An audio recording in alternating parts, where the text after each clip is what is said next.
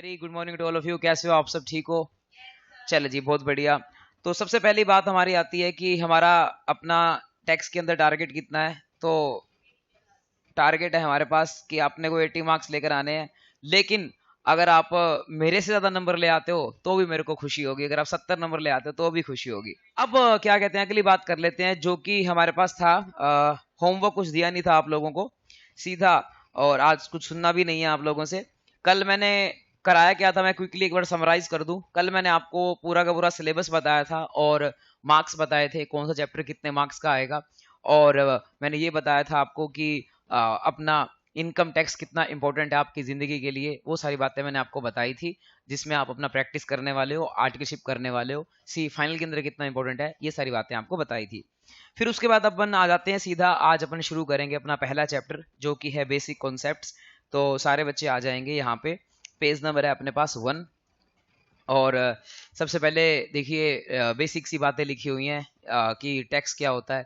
तो टैक्स का मतलब कि जब गवर्नमेंट आपसे कुछ कंपलसरी चार्ज करती है, क्योंकि हम टैक्स अपनी मर्जी से नहीं भरते हैं, हमारे से कंपलसरी गवर्नमेंट छीन लेती है। तो इट इज कंपल्शन कि आपको देना ही पड़ेगा। तो ये आपका टैक्स रहता है कि जब गवर्नमेंट आपसे चार्ज करती है, levied by the government. Levy का मतलब होता है लगाना, तो गवर्नमेंट लगाती है आपके ऊपर। और गवर्नमेंट का टैक्स लगाने का क्या पर्पज रहता है? गवर्नमेंट का टैक्स लगाने का पर्पज होता है कि जो पैसा इकट्ठा होता है वो सारा पैसा अपना गवर्नमेंट किसको देती है? वो अपना जो भी उनके खर्चे होते हैं, जैसे सड़कें बनानी है, हाईवेज बनाने हैं, ये सब चीजें, रेलवेज बनानी है, पाकिस्तान के ऊपर गोलियां बरसानी है, तो ये सब पैसा आपके पैसे से तो जाता है। तो कई बार अपन टैक्स भरते हैं तो अपने को लगता है कि आखिर गवर्नमेंट क्या कर रही है, लेकिन इस बार जो पाकिस्तान का हाल किया तो मेरा 5,000 रुपये वसूल हो गए जो मैंने टैक्स भरा। मेरे को अच्छा लगा कि ठीक है, मैंने अच्छा 5,000 रुपये दिए, और एक आधा गोला तो जो मेरे पैसों से आया होगा। तो जो पाकिस्तान के ऊपर अपना हमने मारा है, तो एक आधा गोला तो मेरे पैसे से आया होगा। तो इसीलिए आई वॉज वेरी प्राउड कि हाँ ठीक है भाई, टैक्स का पैसा आखिर सही जगह यूज हो रहा है। ठीक है, तो अब मैं और ज्यादा टैक्स भरूंगा, मैं मोटिवेट हो गया। ठीक है, तो ऐसे ही हर साल मारते रहा करो थोड़ा बहुत। तो to meet the common welfare of society, society के छोटे मोटे खर्चे करने के जो है वो काम आता है टैक्सेस। अब आते हैं, दो टाइप के टैक्सेस होते हैं बेटा। एक आपका डायरेक्ट टैक्स होता है, एक इनडायरेक्ट टैक्स होता है। जो डायरेक्ट टैक्स होता है उसको डायरेक्ट क्यों बोलते हैं और इनडायरेक्ट को इनडायरेक्ट क्यों बोलते हैं? डायरेक्ट का मतलब होता है जो जिसके ऊपर लगता है उसी के ऊपर जो है वो अपना बर्डन फील होता है, यानी कि गवर्नमेंट को जमा वही पर्सन कराता है जिसके ऊपर उसका बर्डन पड़ता है। लेकिन इनडायरेक्ट टैक्स में क्या होता है कि अपना वो लगता किसी और पे है और बर्डन किसी और पे फील होता है। मैं समझाता हूं कैसे। सबसे पहले डायरेक्ट टैक्स की बात करते हैं। मेरी इनकम पे डायरेक्ट टैक्स लगेगा तो मेरे को ही जमा कराना पड़ेगा, कोई और पर्सन नहीं जमा कराएगा मेरे बिहाफ पर। मेरी इनकम पे लगेगा, मेरे को ही गवर्नमेंट को जमा कराना पड़ेगा। मैं अपना खुद का पैन नंबर यूज करके अपनी खुद की आईटीआर भरूंगा, तो मेरे उसको डायरेक्ट टैक्स बोलते हैं। मेरे खुद के ऊपर लगेगा, मैं ही गवर्नमेंट को जमा कराऊंगा। तो देखो क्या लिखता है, लेविड डायरेक्टली ऑन इनकम और वेल्थ ऑफ अ पर्सन। ये उसी के ऊपर लगता है जिसकी इनकम होती है, उसी पे लगता है, या जिसकी वेल्थ होती है। इंडिया में खैर अभी वेल्थ टैक्स नहीं लगता, इन्होंने लिख जरूर रखा है कि वेल्थ के ऊपर लगता है, बट अभी इंडिया में प्रेजेंटली वेल्थ टैक्स नहीं लगता, सिर्फ इंडिया में इनकम के ऊपर टैक्स लगता है। अभी प्रेजेंटली जो है इंडिया में नहीं लगता वेल्थ टैक्स, नॉट प्रेजेंट। अभी प्रेजेंटली इंडिया में वेल्थ टैक्स नहीं लगता।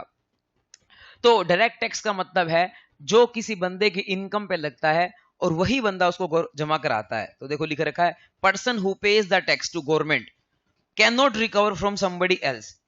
यानी कि मैं अगर अपना जो इनकम टैक्स पे करता हूं वो तुमसे रिकवर नहीं कर सकता। तो ये जिसके ऊपर लगता है उसी के ऊपर बर्डन इसका पड़ता है। लेकिन इनडायरेक्ट टैक्सेस क्या होते हैं? वो लगते किसी और पे हैं, बर्डन किसी और पे पड़ता है। एग्जाम्पल के तौर पे जैसे हमारा जीएसटी है, जीएसटी के केस में क्या रहता है? जीएसटी के केस में जिन्होंने जीएसटी पढ़ रखा है उनको तो अच्छे से समझ आता है ये बात कि भाई जीएसटी क्या होता है। इसमें दो पर्सन होते हैं जीएसटी के केस में, एक होता है सप्लायर, एक होता है रेसिपिएंट। मतलब जो बंदा सामान खरीदता है उसको हम रेसिपिएंट बोलते हैं, और जो सामान बेचता है उसको हम सप्लायर बोलते हैं। तो जीएसटी में क्या होता है कि मान लो कोई 100 रुपए की चीज है, सप्लायर ने बेची, कोई जो चीज बेची है, प्राइस जो उसका है वो 100 रुपए है, उसके ऊपर मान लो जीएसटी लगता है 18%, 18 रुपए, तो 118 रुपए टोटल हो गया। रेसिपिएंट क्या करेगा, 118 रुपए पे करेगा अपना सप्लायर को। तो रेसिपिएंट 18 रुपए का जीएसटी पे करेगा सप्लायर को। सप्लायर इसको अपनी जेब में नहीं डालेगा, ये 18 रुपए वो अपना गवर्नमेंट को जमा कराएगा। तो 18 रुपए वो गवर्नमेंट को जमा कराएगा जीएसटी के, बाकी 100 रुपया सप्लायर के पास बचता है। 100 रुपया सप्लायर के पास बचता है, ये जीएसटी होता है। आपको लगता है कि जीएसटी कौन भर रहा है, सप्लायर। गवर्नमेंट को भरता सप्लायर है, जो रिटर्न भरता है, R1 भरता है, 3B, ये सारी रिटर्न्स होती हैं जीएसटी की, ये भरता कौन है, सप्लायर। भरता सप्लायर है, लेकिन सप्लायर अपनी जेब से नहीं भरता। इस सप्लायर इसको क्या कर लेता है, रिकवर कर लेता है। किससे रिकवर कर लेता है, रेसिपिएंट से, जो एंड कस्टमर होता है उससे रिकवर कर लेता है। सप्लायर जीएसटी अपनी जेब से नहीं भरता, वो सिर्फ गवर्नमेंट को जमा कराता है, लेकिन उसको रिकवर कर लेता है रेसिपिएंट से। तो ये जो है हमारा होता है जीएसटी, कि गवर्नमेंट को भरता कोई और है, लेकिन इसका बर्डन किसके ऊपर पड़ता है, रेसिपिएंट के ऊपर। जो मैंने कुरकुरे खाए मान लीजिए 20 रुपए के, उसके अंदर 1 रुपए का मान लो जीएसटी है, वो जीएसटी तुम नहीं भरते गवर्नमेंट को, तुम रेसिपिएंट हो, तुम नहीं भरते जीएसटी गवर्नमेंट को। तुम क्या करते हो, तुम तो जमा करा देते हो सप्लायर के पास, लेकिन सप्लायर उसको क्या करता है, गवर्नमेंट को भरता है, गवर्नमेंट को जमा कराता है। तो जीएसटी ऐसी चीज है, गवर्नमेंट को जमा कोई और पर्सन कराता है और उसका बर्डन किसी और पर्सन के पास पड़ता है, तभी इसको हम बोलते हैं इनडायरेक्ट टैक्स, कि ये लगता किसी और पे है और इसका बर्डन किसी और पे होता है, ये इनडायरेक्ट टैक्स है। इनकम टैक्स क्या होता है, जिसके ऊपर लगता है उसी के ऊपर बर्डन पड़ता है। अब ये सप्लायर जो अपना प्रॉफिट कमाएगा, जो इनकम कमाएगा, वो अपना गवर्नमेंट को टैक्स भरेगा। तो इनकम टैक्स ये डायरेक्टली गवर्नमेंट को भरेगा, जो भी अपनी इसकी इनकम होगी उस पर टैक्स डायरेक्टली गवर्नमेंट को भरेगा। ये अपना इनकम टैक्स का बर्डन इसके ऊपर पास ऑन नहीं कर सकता, ये रेसिपिएंट से इनकम टैक्स रिकवर नहीं कर सकता। जो इनकम टैक्स है ये रेसिपिएंट से रिकवर नहीं कर सकता कि भाई मैंने गवर्नमेंट को इनकम टैक्स भरा है, उसका पैसा दे दे। कभी भी कोई भी ऐसा आपको सप्लायर नहीं मिलेगा जो रेसिपिएंट को बोले कि मैंने गवर्नमेंट को इनकम टैक्स भरा है। पारस जो इनकम टैक्स भरता है आपसे रिकवर नहीं करेगा, पारस आपसे क्या रिकवर करेगा, जीएसटी। आप बिल देखते हो तो बिल में क्या लिखा होता है, जीएसटी, कि आपने फीस भरी, साथ में जीएसटी लिखा होता है। तो पारस जो है वो क्या रिकवर कर सकता है, जीएसटी रिकवर कर सकता है रेसिपिएंट से, इनकम टैक्स रिकवर नहीं कर सकता। तो इसका मतलब ये है कि जो डायरेक्ट टैक्स होते हैं जिसके ऊपर लगते हैं उसी के ऊपर बर्डन होता है। इनडायरेक्ट टैक्स में क्या होता है, जिसके ऊपर लगता है उस पर बर्डन नहीं होता, बर्डन किसके ऊपर शिफ्ट हो जाता है, कस्टमर के पास। बताइए समझ आती है आपको बात। खास तौर पे वो बच्चे बताएं जो अपना जीएसटी जिन्होंने नहीं पढ़ रखा, क्या उनको ये समझ आ गया है बेटा? ठीक है, नेक्स्ट बात पे चलते हैं आगे। इनडायरेक्ट टैक्स में पहली बात तो लिख रखी है, दो डिफरेंस बताऊंगा मैं इनडायरेक्ट टैक्स और डायरेक्ट टैक्स में। पहला डिफरेंस हो गया, डायरेक्ट टैक्सेस लगते हैं इनकम पर, डायरेक्ट टैक्सेस लगते हैं इनकम पर। और दूसरा, इनडायरेक्ट टैक्सेस लगते हैं, इनडायरेक्ट टैक्सेस लगते हैं गुड्स और सर्विसेज पे, गुड्स और सर्विसेज पे, ये लगते हैं गुड्स और सर्विसेज पे। डायरेक्ट टैक्सेस यानी कि इंडिया में एक ही डायरेक्ट टैक्स है, वो है इनकम टैक्स। इनकम टैक्स लगता है इनकम पर, और दूसरा हमारा जो इनडायरेक्ट टैक्सेस हैं वो अपना लगते हैं गुड्स और सर्विसेज पे, गुड्स और सर्विसेज पे। इसके अलावा मैंने वो वाली बात बता दी आपको कि गवर्नमेंट को कोई और जमा कराता है और बर्डन किसी और पर। पर्सन पेइंग द टैक्स, जो गवर्नमेंट को जमा कराता है उसका बर्डन पास ऑन हो जाता है, passes on the incidence, incidence का मतलब होता है बर्डन, उसका बर्डन पास ऑन हो जाता है किसी और पर्सन पे, और पर्सन का मतलब रेसिपिएंट पे। तो बर्डन पास हो जाता है रेसिपिएंट पे। इसके अलावा अगली बात आती है, दोनों के एग्जाम्पल दे रखे हैं। डायरेक्ट टैक्स का एग्जाम्पल है इनकम टैक्स, इनडायरेक्ट टैक्स का एग्जाम्पल है जीएसटी और कस्टम ड्यूटी। बताइए इतनी बात समझ आती है आपको? अगली बात कि आखिर किसके पास पावर है अपना इनकम टैक्स लगाने की, कौन किसके पास पावर है इनकम टैक्स लगाने की, कौन इनकम टैक्स लगा सकता है। आप सारे बच्चे यहाँ बैठे हैं, आप सारे बच्चे यहाँ से घर जाएंगे, तो मैं यहाँ पर दरवाजे के अपना बाहर एक बंदा बिठा देता हूँ, उसको बोलूंगा कि सबसे जो है क्या कहते हैं एक 10-10 रुपए का टैक्स रिकवर करना है, और उसका नाम है निखिल टैक्स। तो जैसे ही आपसे यहाँ से बाहर जाओगे आपको 10 रुपए का टैक्स देना पड़ेगा, नहीं तो बाहर नहीं जाने दूंगा। तो क्या मैं ऐसा कर सकता हूँ, क्या मैं ऐसा कोई टैक्स लगा सकता हूँ? नो, इट इज अनऑथोराइज्ड, ये कोई मेरे पास अथॉरिटी नहीं है। तो किसके पास अथॉरिटी होती है टैक्स लगाने की? गवर्नमेंट के पास अथॉरिटी होती है। और वो अथॉरिटी मिलती कहां से है? वो अथॉरिटी मिलती है पार्लियामेंट। जो जितने भी कानून बनते हैं वो अपना पार्लियामेंट में बनते हैं। तो हमारा देखो कॉन्स्टिट्यूशन क्या बोलता है, हमारा कॉन्स्टिट्यूशन बोलता है कि भाई उसका एक आर्टिकल है, आर्टिकल नंबर याद नहीं करना आपको। कॉन्स्टिट्यूशन बोलता है no tax shall be levied और collected except by the authority of law. जिन लोगों को हमने अथॉरिटी नहीं दे रखी, अच्छा मैं एक बात बता दूं आपको, कौन कौन से पेन यूज कर रहे हैं। अभी मैंने प्रबल को देखा 4-5 पेन जेब में है, तो मेरे को देख के लगा कि बता देता हूं मैं कितने पेन यूज करने हैं। अपना बिल्कुल सिंपल सा सिस्टम है बेटा। एक हाइलाइटर होना चाहिए आपके पास, एक पेन होना चाहिए किसी भी कलर का, और एक आपके पास पेंसिल होनी चाहिए। जो चीजें मैं लिखवाता हूं वो आपको पेन से नोट करनी है, जो हाईलाइट मैं करवाता हूं वो आपको हाईलाइट करना है, और जो चीजें मैं नहीं लिखवाता, अगर आपको फिर भी कुछ ना कुछ लिखना है, सपोज करो मैंने कोई वर्ड बोला या मैंने कोई एग्जांपल दिया, आपको अच्छा लगा, मैंने बोला कि भाई आपकी मर्जी है, लिखो ना लिखो आपकी मर्जी है, तो आप पेंसिल से नोट कर लो कि भाई वो मुझे लगता है कि भाई एग्जाम के लिए इंपॉर्टेंट नहीं है, बट स्टिल आपकी अंडरस्टैंडिंग के लिए हो सकता है इंपॉर्टेंट हो, तो आप अपना पेंसिल से नोट कर लो। तो मेरी क्लास में 3 चीजें सफिशिएंट है, पेन जो मैं लिखवाता हूं उसके लिए पेन, और हाइलाइटर जो मैं हाईलाइट करवाता हूं, और पेंसिल आपकी जो वर्किंग है, जो आप क्लास में सुन रहे हो मेरी बातें, वो पेंसिल से आप लिख सकते हो, वो आपको फ्यूचर के लिए काम आएंगी, तो आप पेंसिल से वो बातें लिख सकते हो जो आपको लगता है कि भाई मुझे बाद में काम आएंगी। जैसे मैं जब पढ़ा करता था तो मेरी सारी बुक ना भरी हुई होती थी, अपना लेफ्ट हैंड साइड में लिख रखा है, राइट में लिख रखा है, जो भी सर बोल रहे हैं वो लिखता जाता हूं, बट वो पेंसिल से लिखता हूं। मुझे पता है कि भाई वो एग्जाम के लिए इतना इंपॉर्टेंट नहीं है, लेकिन समझने के लिए इंपॉर्टेंट है कि भाई मेरे को समझ आ जाता है कि सर ने क्या क्या एग्जाम्पल दिए थे। तो इसीलिए आपको 3 चीजें रखनी है, पेन जो मैं लिखवाता हूं उसके लिए, पेंसिल आपके खुद के लिखने के लिए, और हाइलाइटर जो मैं हाईलाइट कराता हूं। तो मैं आपको बोल रहा था कि भाई बिना अथॉरिटी के आप टैक्स कलेक्ट नहीं कर सकते, यानी कि अगर आपको पार्लियामेंट ने पावर नहीं दी है तो आप टैक्स कलेक्ट नहीं कर सकते। No one can collect the tax except by the authority of law. जब तक आपको पावर नहीं मिली है तब तक आप टैक्स कलेक्ट नहीं कर सकते। मैं यहाँ पर खड़ा हो जाऊं और बोलूं कि निखिल टैक्स लगेगा, तो वो मैं कलेक्ट नहीं कर सकता।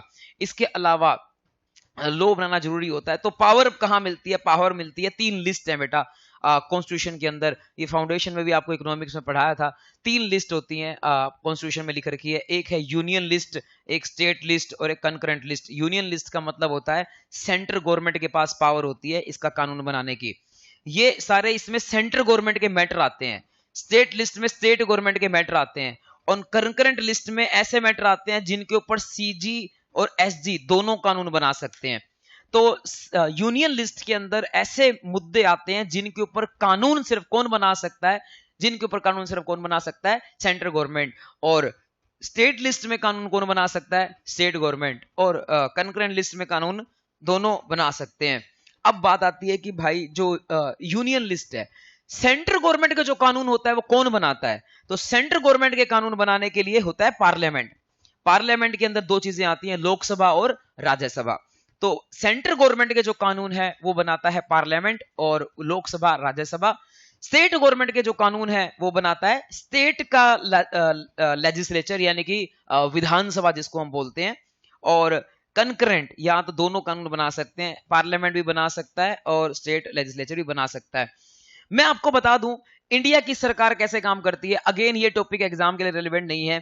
तो इंडिया में जो लॉ का सिस्टम है वो क्या होता है, सिस्टम कैसे होता है। तो लॉ का जो इंडिया में सिस्टम है उसमें 3 पार्ट होते हैं बेटा। लॉ के सिस्टम के इंडिया में 3 पार्ट होते हैं।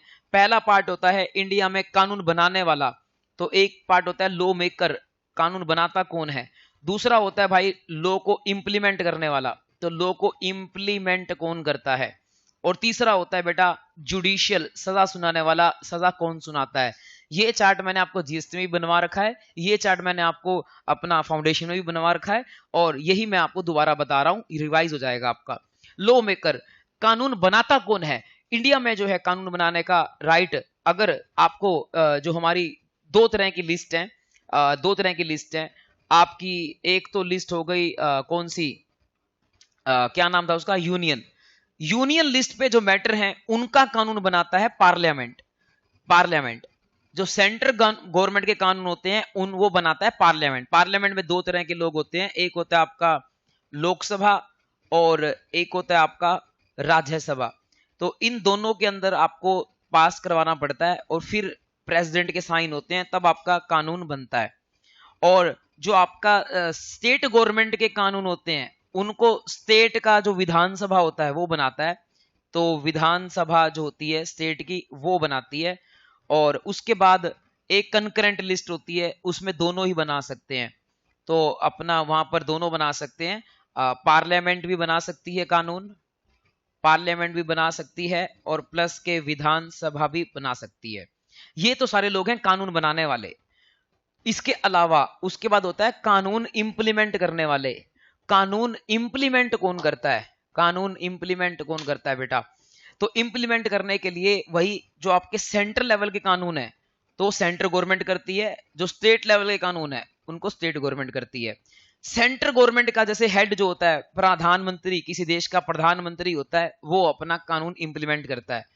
प्रधानमंत्री के अंदर बने होते हैं बहुत सारी मिनिस्ट्रीज, बहुत सारी मिनिस्ट्रीज बनी होती हैं। जैसे अपना जो अपना टैक्स है, टैक्स कौन सी मिनिस्ट्री के अंदर आता है? मिनिस्ट्री ऑफ फाइनेंस के अंदर आता है, जिसकी आपको हेड पता है।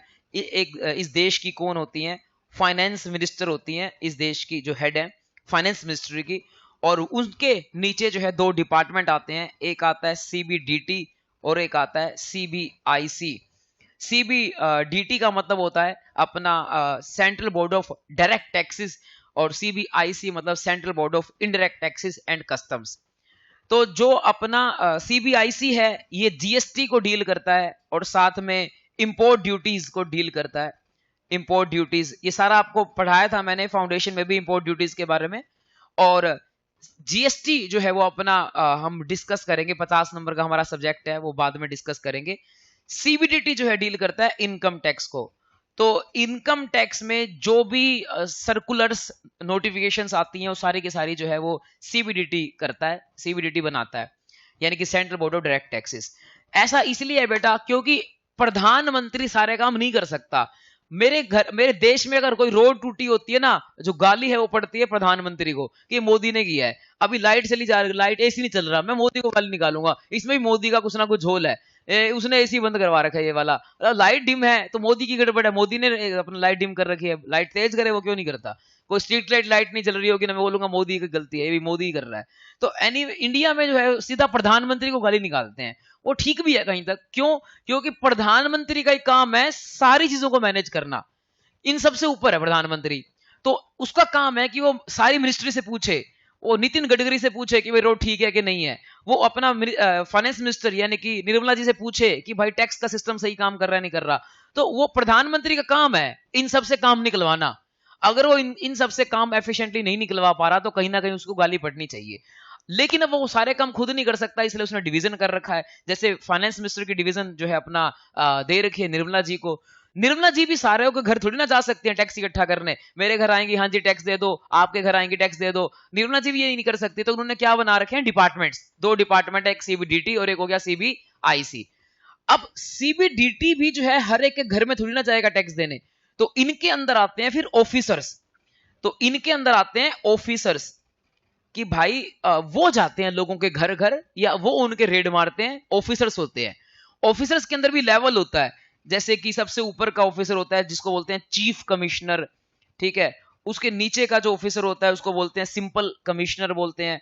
फिर उसके नीचे का जो होता है उसको बोलते हैं assistant commissioner, joint commissioner, deputy commissioner, और उनके नीचे का बंदा होता है उसको बोलते हैं इंस्पेक्टर। तो इस तरह से ये सारे ऑफिसर्स होते हैं। हालांकि आपको ये सारे ऑफिसर्स की रैंकिंग वगैरह याद करने की जरूरत नहीं है, क्योंकि अपने पेपर के अंदर आपको एक वर्ड यूज करना है जिसको बोलते हैं एओ, मतलब असेसिंग ऑफिसर। असेसिंग मतलब चेक करने वाला ऑफिसर। हमें नहीं पता कि भाई वो चेक करने कौन आएगा, कमिश्नर आएगा, जॉइंट कमिश्नर आएगा, असिस्टेंट कमिश्नर आएगा, डेप्टी कमिश्नर आएगा, कौन सा कमिश्नर आएगा, इंस्पेक्टर आएगा, हमें नहीं पता। हम तो सीधा सा वर्ड यूज कर देते हैं, क्या? Assessing officer. जीएसटी में आपको एक वर्ड बताया था प्रॉपर ऑफिसर, वहां जीएसटी में अपन एक वर्ड यूज कर देते हैं प्रॉपर ऑफिसर। हमें नहीं पता कौन आएगा, हम प्रॉपर ऑफिसर वर्ड यूज कर देते हैं। लेकिन यहां इनकम टैक्स में अपन कौन सा वर्ड यूज करेंगे? Assessing officer. अब ये जो आपको है ये भी अगेन ये चार्ट आपके काम का सिर्फ इंडिया का लॉ का सिस्टम समझने के लिए काम का है, अदरवाइज आपको इस चार्ट को याद करने की, रटने की कोई जरूरत नहीं है। तो इंडिया में जो लॉ होता है, लॉ बनाने वाले अलग होते हैं। जो लॉ बनाने वाले हैं, इंडिया में कोई कानून बनता है ना तो भी मोदी को गाली पड़ती है कि इसने कानून बनाया है। किसान जो है मोदी का पुतला फूक रहे थे कि मोदी ने कानून बनाया है। भाई कानून मोदी नहीं बनाता, कानून कौन बनाते हैं? ये जो अपना लोकसभा राज्यसभा ये बनाते हैं। हाँ, वो अलग बात है कि लोकसभा में मोस्टली जो एमपीज हैं वो किसके बैठे हैं? बीजेपी के, और बीजेपी का हेड मोदी है, तो इसलिए इनडायरेक्ट गाली उसी को पड़नी चाहिए। तो कुल मिला के गालियां पड़ सही जगह रही हैं, बट द पॉइंट इज लोगों को पता नहीं है कि भाई उसके पीछे का ये अपना ये वे क्या है, उसका पीछे का रास्ता क्या है। तो पीछे का रास्ता ऐसे है भाई कि भाई जो लोकसभा है वो कानून बनाती है, राज्यसभा कानून बनाती है, उसमें मोस्टली बंदे जो बीजेपी के बैठे हैं, इसलिए गाली जो है मोदी जी को पड़ रही है। तो लो बनाने वाला अलग हो गया। अब लो अप्लाई करने वाला कौन होता है? तो लो अप्लाई करने वाला होता है अपना ऊपर सबसे हेड होता है प्राइम मिनिस्टर। इसीलिए कोई सड़क खराब हो, कुछ भी खराब हो तो अपन मोदी जी को बोलते हैं, क्योंकि उनसे डिपार्टमेंट नहीं संभाले जा रहे, इसलिए वो भी गाली सही जगह पड़ रही है। तो ये वाला पॉइंट है अपना। अब इसके अंदर अगर बात करें तो सीबीडीटी के ऑफिसर हो गए, सीबीआईसी के ऑफिसर हो गए, हमें तो बात करनी है सीबीडीटी की, क्योंकि अभी मैं आपको इनकम टैक्स पढ़ा रहा हूं। और सबसे लास्ट में यहां पर होता है जुडिशियल। जुडिशियल का मतलब होता है सजा सुनाने वाले। मान लो कोई ऑफिसर है जो गलत काम कर रहा है, रिश्वत दे रहा है, या मेरा गलत केस लग गया, तो मैं भी तो अपना कहीं अपील कर सकूं ना। मान लो इनकम टैक्स ऑफिसर ने बोल दिया कि तेरा टैक्स बनता है 10 लाख रुपए, लाओ टैक्स दे, नहीं तो जेल करवाता हूं। अरे मैं कहां जाऊं? मैं कहीं ना कहीं तो गुहार लगाऊंगा, क्या पता उसने झूठ बोल रहा हो, वो मेरे को गलत फंसाने की साजिश हो। तुम में से कोई बच्चा बैठा हो जिसके पिताजी ऑफिसर हो इनकम टैक्स में, वो कहते हैं कि भाई ये जैसे बैठा है, तो मान लो मैं इसको डांट दूं क्लास के अंदर, ये कहेगा इससे बदला लेना है, इस मास्टर से बदला लेना है, क्लास से बाहर निकलते ही रेड बढ़वाता हूं इनके घर पे। तो इस केस में जो है क्या ऐसे हो सकता है। तो इसीलिए क्या कहते हैं अपना सजा सुनाने वाला। अब मान लो रेड पड़ेगी तो मैं कहां जाऊंगा, मैं कहां अपील करूंगा? तो मैं अपील कहां कर सकता हूं वो देखना है। तो अपील करने के लिए ना सबसे पहली अपील अगर आप करना चाहो कर सकते हो कमिश्नर के पास। उसका नाम होता है कमिश्नर अपील्स, वहां अपील कर सकते हो। कमिश्नर दो जगह होते हैं, एक तो यहां पर भी कमिश्नर होते हैं, ये भी कमिश्नर है, ये अलग कमिश्नर होता है, इसका काम सिर्फ अपील सुनना होता है। फिर आप अपील कर सकते हो ट्रिब्यूनल के पास। सेकंड अपील आपकी जाती है ट्रिब्यूनल। इनकम टैक्स का जो ट्रिब्यूनल है उसको बोलते हैं आईटीएटी, फुल फॉर्म होती है इनकम टैक्स एपीलेट ट्रिब्यूनल। हर राज्य में एक ट्रिब्यूनल होता है, जैसे अपना चंडीगढ़ में है हरियाणा का, तो इनकम टैक्स एपीलेट ट्रिब्यूनल, वहां जाकर आप अपील कर सकते हो। उसके नीचे जो होता है बेटा वो होता है इसके मतलब इससे अगली अपील करनी हो, मान लो आप आईटीएटी से भी सेटिस्फाई नहीं हो तो आप फिर जाओगे हाई कोर्ट के पास, और उससे भी सेटिस्फाई नहीं हो तो आप जाओगे सुप्रीम कोर्ट के पास। तो ये सारे हमारे जो होते हैं यहां पर आप जाकर अपील कर सकते हो। बताओ पहली अपील कहां कर सकते हो? कमिश्नर के पास। कमिश्नर हर जगह बैठता है, हिसार में भी है, दिल्ली में भी, हर जगह कमिश्नर बैठता है। ट्रिब्यूनल्स एक राज्य में एक होते हैं, तो पहली अपील जाएगी कमिश्नर के पास, दूसरी अपील जाएगी आईटीएटी के पास, तीसरी अपील जाती है हाई कोर्ट में, और चौथी अपील जाती है अपना सुप्रीम कोर्ट। ये ध्यान रखना, हिसार का जो कोर्ट है ना डिस्ट्रिक्ट कोर्ट, इसमें कोई इनकम टैक्स के केस नहीं चलते, इनके पास और बहुत सारे केस पेंडिंग है, जैसे किसी ने अपना मर्डर कर दिया, चोरी कर दी जगह, अपना किसी ने चेन लूट ली, किडनैपिंग कर ली, ठीक है, सिद्धू मूसेवाले को मार दिया, बहुत सारे केस चल रहे हैं। ये छोटे मोटे केस इनकम टैक्स के केस ये लोग नहीं लेते। तो इनकम टैक्स के या जीएसटी के केसेस हैं वो ट्रिब्यूनल के पास जाते हैं। पहला जो है कमिश्नर अपील, उसके बाद ट्रिब्यूनल, ट्रिब्यूनल से ऊपर जाता है हाई कोर्ट, हाई कोर्ट से ऊपर जाता है सुप्रीम कोर्ट। तो इस तरीके से इंडिया में ये सिस्टम चलता है, ठीक है। हाँ जी, income tax appellate tribunal full form ये है। अब ये बनाया क्यों गया है? ये इसलिए बनाया गया है बेटा क्योंकि हम बायपास करना चाहते थे इन हिसार वाले कोर्ट्स को, डिस्ट्रिक्ट कोर्ट्स को, क्योंकि डिस्ट्रिक्ट कोर्ट्स पे ऑलरेडी बहुत दबाव है। तो अगर पहला तो बंदा होगा कमिश्नर जिसको अपन अपील कर सकते हैं, अब उसने मान लो गलत आपको केस, आपका डिसीजन गलत दिया, आपको लग रहा है कि मैं ठीक हूं वो गलत है, तो आप इससे ऊपर कहां जाओगे? तो इससे ऊपर जो है आप जाते यहां जो डिस्ट्रिक्ट कोर्ट है Hisar court. But Hisar court में पहले ही बहुत केस लग रहे हैं, इसीलिए उन्होंने कहा कि भाई इनकम टैक्स और जीएसटी के केसेस हम हिसार कोर्ट में नहीं जाने देंगे, हम इसके लिए स्पेशल ट्रिब्यूनल बनाएंगे, फास्ट ट्रैक ट्रिब्यूनल बनाएंगे, और वो ट्रिब्यूनल बनाए गए हैं। तो सेकंड अपील आप करोगे ट्रिब्यूनल के पास, थर्ड अपील आप करोगे हाई कोर्ट के पास, और फोर्थ अपील आप लास्ट अपील कर सकते हो सुप्रीम कोर्ट के पास। इसके बाद प्रेसिडेंट के पास नहीं जा सकते, प्रेसिडेंट के पास नहीं जा सकते, आपकी लास्ट अपील जो होती है सुप्रीम कोर्ट के पास होती है। हाई कोर्ट भी हर राज्य का एक होता है, सुप्रीम कोर्ट पूरे इंडिया का एक होता है। तो हाई कोर्ट के जो डिसीजन होते हैं, जो फैसले होते हैं, वो हर राज्य पे अप्लाई, मतलब राज्य पे अप्लाई होते हैं जिस राज्य का वो हाई कोर्ट है।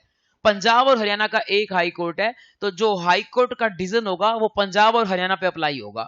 मुंबई हाई कोर्ट का डिसीजन मुंबई पे, अपना महाराष्ट्र पे अप्लाई होगा। तो हर राज्य का एक हाई कोर्ट होता है, तो रिस्पेक्टिव स्टेट्स में उसके फैसले एप्लीकेबल होते हैं। हम अगर किसी महाराष्ट्र के कोर्ट ने डिसीजन दिया है तो हम उसके अगेंस्ट अपील कर सकते हैं हरियाणा के अंदर। तो हरियाणा का हाई कोर्ट हो सकता है अलग बोले, महाराष्ट्र का हाई कोर्ट अलग बोले, ऐसा हो सकता है, ठीक है। लेकिन सुप्रीम कोर्ट सबसे ऊपर है। सुप्रीम कोर्ट ने अगर कोई डिसीजन दे दिया वो पूरे देश का कानून बन जाता है, उसको कोई चेंज नहीं कर सकता। अगर सुप्रीम कोर्ट के डिसीजन को चेंज करना है तो एक ही तरीका है, पार्लियामेंट में जाओ और जो अपना पार्लियामेंट में फिर एक्ट ही बदल दो, तो वो आप कर सकते हो। वो तो फिर हम नहीं कर सकते, वो तो कौन कर सकते हैं, जो मोदी है, जो मंत्रीज हैं, वो कर सकते हैं पार्लियामेंट में जाकर एक्ट बदलना। बाकी अपना सुप्रीम कोर्ट के डिसीजन को कोई कुछ नहीं चेंज कर सकता। हाई कोर्ट से ऊपर सुप्रीम कोर्ट है, वो मैंने आपको बता ही दिया। तो ये है अपील वाली जो स्टेजेस हैं वो मैंने बताई। अब अगर अगली बात आती है बेटा कि भाई इसको पेपर में ज्यादा इसमें से कुछ नहीं आएगा, बट स्टिल आपको बस मैंने सिस्टम बताना था कि इंडिया में लॉ बनाने वाले अलग हैं, सजा सुनाने वाले अलग हैं, और लॉ को इंप्लीमेंट करने वाले अलग हैं। एग्जाम में इसमें से कुछ नहीं आएगा, बट टर्म्स आएंगी जगह जगह, कई जगह टर्म्स लिखी होगी हाई कोर्ट, तो आपको पता होना चाहिए हाई कोर्ट क्या काम करता है। कानून नहीं बनाता हाई कोर्ट, सजा सुनाता है। कि अगर कानून की इंटरप्रिटेशन में गड़बड़ हो जाए, कानून को समझने में गड़बड़ हो जाए, तो वो फिर हाई कोर्ट का काम है, सुप्रीम कोर्ट का काम है वो करना। फिर जगह जगह वर्ड आएगा सीबीडीटी, आपको पता होना चाहिए सीबीडीटी का रोल क्या है। ये भी कानून नहीं बनाता, ये सब क्या करते हैं, कानून को अप्लाई करते हैं। अप्लाई करने का मतलब कानून बन गया पार्लियामेंट में, अब उस कानून के अंदर मान लो कोई एम्बिग्यूटी है, कोई समझ नहीं आ रहा, तो क्लैरिफिकेशन लेकर आना, ये काम सीबीडीटी का होता है। जैसे 22 सितंबर से अब जीएसटी में चेंजेस हुए हैं, उसमें कोई एम्बिग्यूटी बच गई कि जीएसटी में चेंजेस क्या हुए हैं वो समझ नहीं आ रहे लोगों को, तो उन्होंने ना फिर क्या किया है, एफएक्यूज लॉन्च किए हैं। एफएक्यूज मतलब फ्रीक्वेंटली आस्क्ड क्वेश्चन लॉन्च किए हैं कि भाई ये जो चेंज हुए हैं इसमें अपना किस पे क्या चेंज होगा। तो वो किसने किया है, सीबीआईसी ने, क्योंकि जीएसटी का मैटर था तो सीबीआईसी करेगा, और अगर ये मैटर इनकम टैक्स का होता तो सीबीडीटी करता, सर्कुलर निकालता। तो मतलब यहां पर आपको कुछ टर्म्स समझने को मिलेंगी कि what is CBDT, what is CBIC, what is high court, what is supreme court, and what is assessing officer. Assessing officer का मतलब जो आपके रेड करने आते हैं, या आपका जो रिटर्न्स वगैरह आप जो भरते हो, चेक करने आते हैं, उनको हम असेसिंग ऑफिसर बोलते हैं। बताइए सारा समझ आ गया। खास तौर पे वो बच्चे बताइए जिनका अभी जो है ये इनकम टैक्स शुरू हुआ है, जीएसटी उन्होंने नहीं कर रखा, क्योंकि उनके लिए ज्यादा इंपॉर्टेंट है समझना। जो इन्होंने कर रखा है जीएसटी, उनको तो मैं पहला चैप्टर कराता ही हूँ जीएसटी का, जिसमें मत्था मारता ही हूँ, इसके अंदर 10 दिन लगाता ही हूँ, तो उनको तो पता ही है सारी चीजें, ठीक है। अब आते हैं वापस से, ये सारी लिस्ट हम डिस्कस कर चुके हैं। अब बात आती है इनकम टैक्स की, कि इनकम टैक्स आखिर कौन सा टैक्स है, क्या वो स्टेट लेवल का टैक्स है या वो सेंट्रल लेवल का टैक्स है, वो कौन सा टैक्स है। तो ये जो इनकम टैक्स है वो अपना कौन से लेवल का टैक्स है, सेंट्रल लेवल का टैक्स है, सेंट्रल गवर्नमेंट का टैक्स है। यानी कि ये कौन सी लिस्ट में आता है, ये आता है आपकी यूनियन लिस्ट के अंदर। तो इनकम टैक्स जो बना था वो कहां बना था, लोकसभा राज्यसभा के अंदर बना था, पार्लियामेंट में बना था। तो इनकम टैक्स जो है वो आपका यूनियन लिस्ट में आता है, income tax, taxes on income. मैं एक और बात बताना चाहूंगा बेटा कि एग्रीकल्चर इनकम यहां पर कवर्ड नहीं है, मतलब एग्रीकल्चर इनकम के ऊपर आप इनकम टैक्स नहीं लगा सकते, ये बात हमारे संविधान में लिखी है। मतलब ये जो संविधान में एंट्री है यूनियन लिस्ट, उसमें लिखा है कि एग्रीकल्चर इनकम को छोड़कर, अदर देन, मतलब जो इनकम टैक्स लग रहा है वो कभी भी किसके ऊपर नहीं लग सकता, एग्रीकल्चर इनकम पे नहीं लग सकता। Agriculture income is exempt from income tax, उस पे नहीं लग सकता। हाँ, अगर कल को मोदी चाहे कि एग्रीकल्चर इनकम पे टैक्स लगाना है तो उसके पास एक ही तरीका है, वो क्या तरीका है, संविधान चेंज करना पड़ेगा, कॉन्स्टिट्यूशन चेंज करना पड़ेगा, तो वो काम करना पड़ेगा। अदरवाइज जो है वो अपना इनकम टैक्स नहीं लगा सकता। अब आते हैं अगली बात पे कि बच्चों what is law and what is act, क्या लॉ क्या होता है और एक्ट क्या होता है। तो बेटा लॉ जो होता है वो एक वाइड टर्म होती है। ये सारी बातें वैसे मेरे को याद आ रहा है, इकोनॉमिक्स कराया था ना फाउंडेशन में, आपको कराई है। लॉ जो है वो क्या होता है, लॉ के अंदर एक्ट भी आता है, एक्ट के बाद लॉ के अंदर और क्या क्या आता है, रूल्स आते हैं, ठीक है, एक्ट आता है, रूल्स आते हैं, ठीक है, नोटिफिकेशन आती हैं, नोटिफिकेशन, ठीक है, सर्कुलर आते हैं, सर्कुलर आते हैं, और प्लस के जो कोर्ट के डिसीजंस होते हैं वो आते हैं, डिसीजंस ऑफ कोर्ट ये आते हैं। इन सबको मिलाकर लॉ बनता है। हम पढ़ते हैं लॉ, आपका subject law, income tax law पढ़ रहे हैं अपन, इनकम टैक्स एक्ट नहीं पढ़ रहे, सिर्फ एक्ट नहीं पढ़ रहे। एक्ट तो बहुत छोटा सा होता है, एक्ट में तो बस जो सेक्शन है सेक्शन में लिख दी 4 लाइनें, सेक्शन खत्म बस। लेकिन भाई उस सेक्शन को सिंप्लीफाई करने के लिए पहले रूल्स होते हैं, और रूल्स में कई बार चेंज वगैरह करना पड़ता है, एक्ट में चेंज करना पड़ता है, नोटिफिकेशन होती है। इसके बाद सर्कुलर, कुछ क्लैरिफिकेशन करने के लिए सर्कुलर होती है। और फिर भी अगर कोई मान लो एम्बिग्यूटी बच जाए तो उसको ठीक करने के लिए फिर कोर्ट में केस लगते हैं, उनके डिसीजन होते हैं। तो हम जो यहां पढ़ रहे हैं वो इनकम टैक्स का सिर्फ एक्ट नहीं पढ़ रहे, हम क्या पढ़ रहे हैं, लॉ पढ़ रहे हैं, जिसमें हमें ये सारी बातें पढ़नी है, ठीक है। तो अब अपन जो है एक एक करके डिस्कस करते हैं कि एक्ट कौन सा पढ़ रहे हैं अपन, और अपना सर्कुलर कौन से पढ़ेंगे, सारी बातें डिस्कस करते हैं। सबसे पहला एक्ट कौन सा पढ़ रहे हैं हम, जो इनकम टैक्स का एक्ट पढ़ रहे हैं वो बेटा आपके पैदा होने से पहले का है, मेरे पैदा होने से पहले का है, मेरे माँ बाप के पैदा होने से पहले का है। इतना पुराना एक्ट पढ़ रहे हैं जिसका नाम है इनकम टैक्स का एक्ट 1961। 1961 में ये एक्ट बना था, वो वाला हम एक्ट पढ़ रहे हैं। लेकिन आपको बता दूं बच्चों, 2025 में ये एक्ट बदल चुका है, वो एक्ट आपके सिलेबस में नहीं है। जो जो आप हम पढ़ रहे हैं ये पुराना वाला एक्ट पढ़ेंगे, ये आपके सिलेबस का है। ये कब तक अप्लाई होगा मैं साफ साफ बता दूं, क्योंकि हो सकता है कि आप में से कुछ बच्चे, मैं तो चाहता हूं कि फर्स्ट अटेम्प्ट में क्लियर करें सारे, लेकिन अगर आप में से कुछ बच्चा ना कर पाए, आपका सितंबर अटेम्प्ट है, यहां मई वाले बच्चे भी बैठे हैं जो मई 26 में पेपर देंगे, सितंबर 26 वाले भी बैठे हैं, और इसके बाद एक और अटेम्प्ट आएगा जनवरी 26, जनवरी 27, ठीक है। यहां तक ये एक्ट जो है एप्लीकेबल रहेगा, there will be no change in syllabus. But इसके बाद का जो अटेम्प्ट आएगा मई आई थिंक 27, उसमें हो सकता है कि हमारा आईसीआई जो है वो क्या करे, नया वाला एक्ट अप्लाई कर दे, तो बहुत चेंज आ जाएंगे।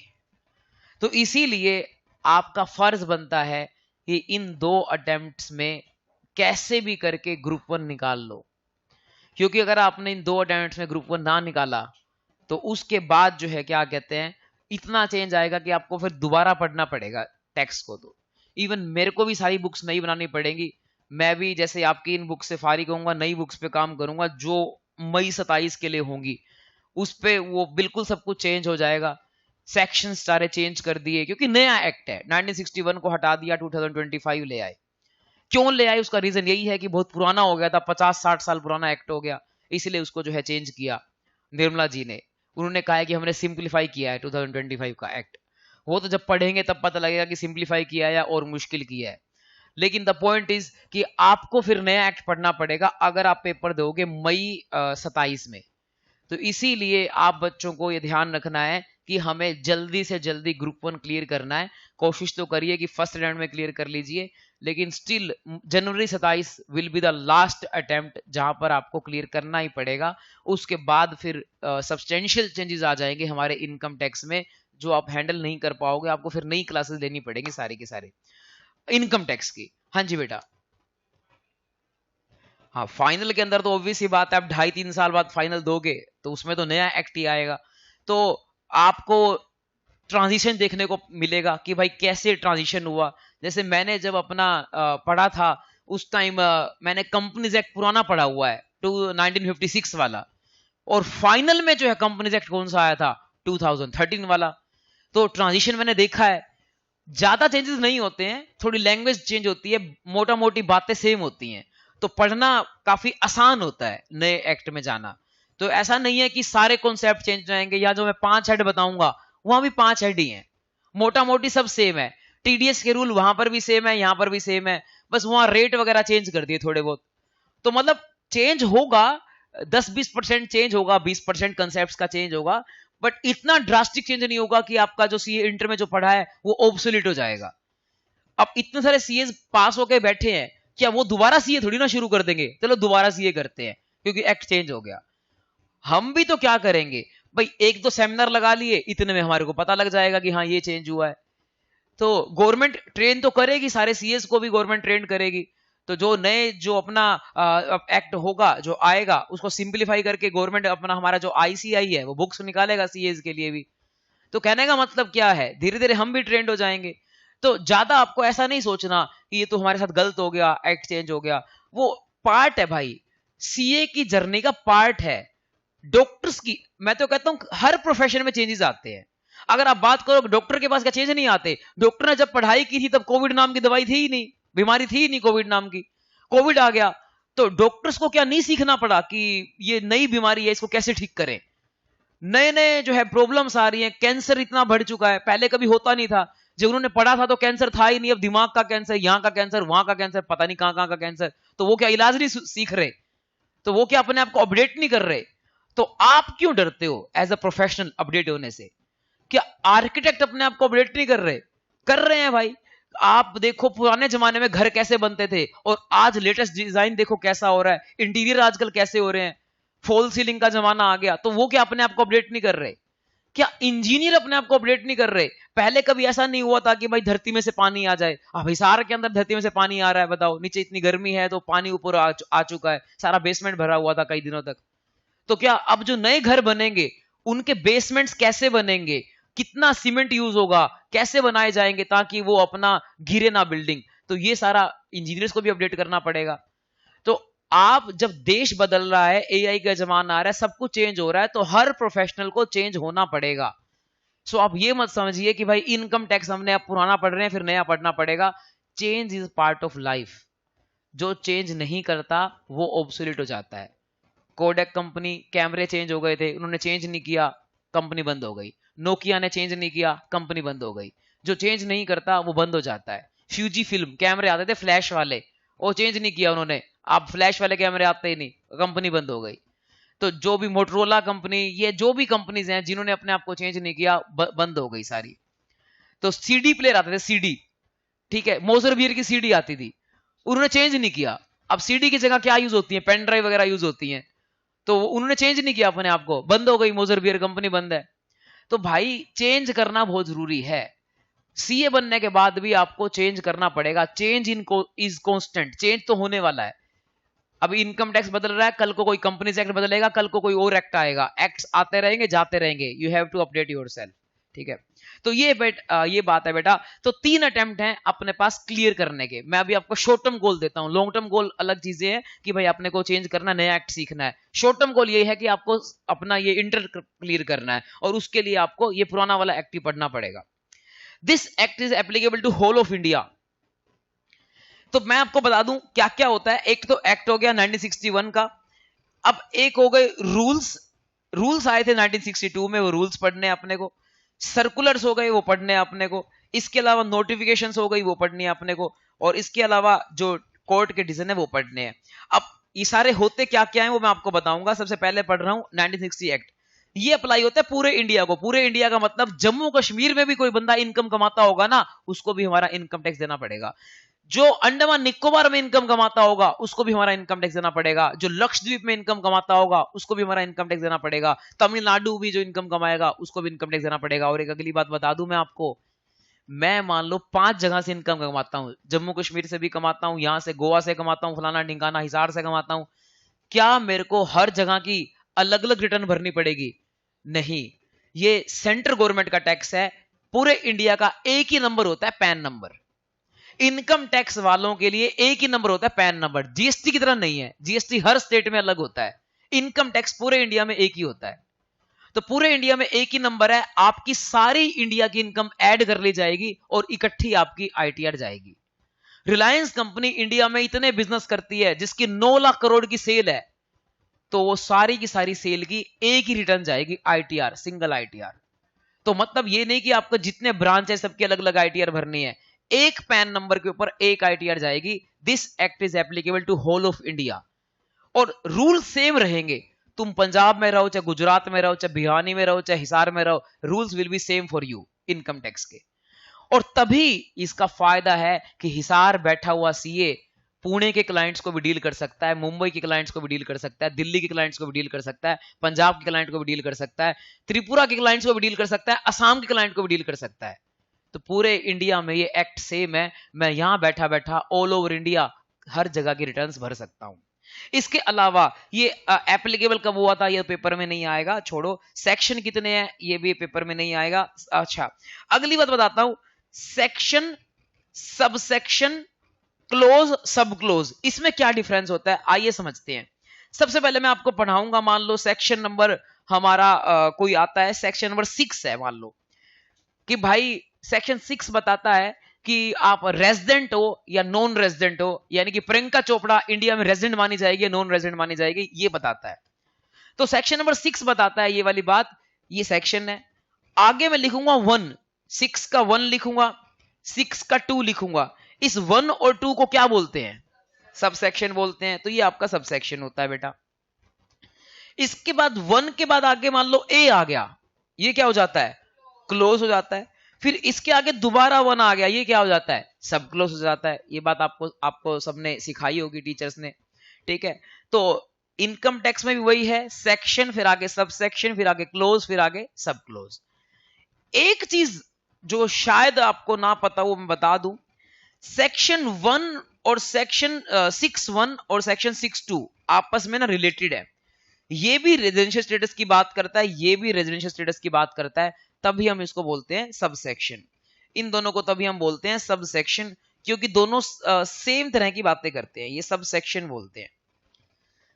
लेकिन एक सेक्शन है 2, सेक्शन 2 में ना डेफिनेशंस होती है। हर एक्ट का सेक्शन नंबर 2 किस चीज का होता है? डेफिनेशंस का। सेक्शन नंबर 1 होता है एप्लीकेबिलिटी का, कि ये एक्ट कहां कहां अप्लाई होगा, एंड सेक्शन नंबर 2 किस चीज का होता है बेटा? डेफिनेशंस का। सेक्शन 2 का ए है किसी एग्रीकल्चर इनकम की डेफिनेशन, बी में किसी और चीज की डेफिनेशन। तो 2 के ए को और 2 के बी को क्या इसको हम सब सेक्शन बोलेंगे? नहीं, इनको हम बोलते हैं क्लोज। अब इनको क्लोज क्यों बोलते हैं? आपने बोला था सेक्शन नंबर 2 के आगे जो लिखा जाएगा उसको सब सेक्शन बोलते हैं। हां जी बोलते हैं, लेकिन अगर वो दोनों आपस में डिफरेंट बात करते हो तो फिर उसको क्लोज बोलते हैं। 6 का 1 और 6 का 2 सेम बात करते हैं। कौन सी बात करते हैं? रेजिडेंशियल स्टेटस के बारे में। हेंस उन दोनों को आपस में क्या बोलते हैं? Sub section. लेकिन 2 का ए और 2 का बी बात क्या करते हैं आपस में? डिफरेंट, इसीलिए उसको क्या बोलते हैं? क्लोज बोलते हैं, सब सेक्शन नहीं बोलते। ऐसे ही सेक्शन नंबर जो 10 है, 10 का 1, 10 का 2, ये भी आपस में डिफरेंट बात करते हैं, इनको भी क्या बोलते हैं? क्लोज बोलते हैं। सिर्फ 2 ही सेक्शन ऐसे हैं जिनके सब सेक्शंस डिफरेंट बात करते हैं, तो इसको क्लोज बोलते हैं आगे वालों को। बाकी जितने भी सेक्शन है 4, 5, 6, 7, 8, 9, 10, जितने भी 11, 12 जो भी हैं, उन सब में आपस में जो है वो सेम बातें होती हैं, इसलिए उनको सब सेक्शन बोलते हैं। तो एक सेक्शन का जो आगे वाला पार्ट होता है, या तो उसको बोलते हैं सब सेक्शन या उसको क्या बोलते हैं? Close. Depending upon what? Depending upon what? Depending upon कि वो आपस में सेम बात करते हैं या डिफरेंट बात करते हैं। तो आइए ये बात पढ़ लेते हैं अपन, क्या लिखा रखा है कि जब हर पार्ट इंडिपेंडेंट हो, अलग अलग बात करे, तो उसको क्लोज बोलते हैं। और अगर दोनों पार्ट रिलेटेड बात करें तो उसको फिर हम सब सेक्शन बोलते हैं। तो अगर दोनों पार्ट्स जो हैं, सेक्शन के पार्ट्स सेम बात करें सब सेक्शन, और डिफरेंट बात करे तो उसको क्लोज बोलते हैं। इसी का फिर मैंने एग्जांपल यहां दे रखा है। अगली चीज होती है बेटा, what is proviso and what is explanation. Proviso क्या होता है? प्रोवाइजो एक्सेप्शन होती है, बिल्कुल ठीक बोला। जब भी कोई सेक्शन होता है उसके नीचे लिख रखा है प्रोवाइडेड दैट। प्रोवाइडेड दैट का मतलब होता है मेन प्रोविजन से थोड़ा अलग बोलेगा वो, उसको हम प्रोवाइजो बोलते हैं। और एक्सप्लेनेशन क्या होती है? एक्सप्लेनेशन सेक्शन के नीचे एक्सप्लेनेशन लिखी है, मतलब उस चीज को एक्सप्लेन करेगा। जैसे हम जीएसटी में पढ़ते थे कि टर्नओवर की डेफिनेशन क्या है, वो उसमें लिख रखी होती है। तो एक्सप्लेनेशन के अंदर कुछ एक्सप्लेनेशन लिखी होती है, कुछ एक्सप्लेन किया जाता है। तो देखो क्या लिख रखा है, प्रोवाइजो के अंदर लिख रखा है कि प्रोवाइजो एक्सेप्शन बताता है या कंडीशन बताता है, ये प्रोवाइजो का काम होता है।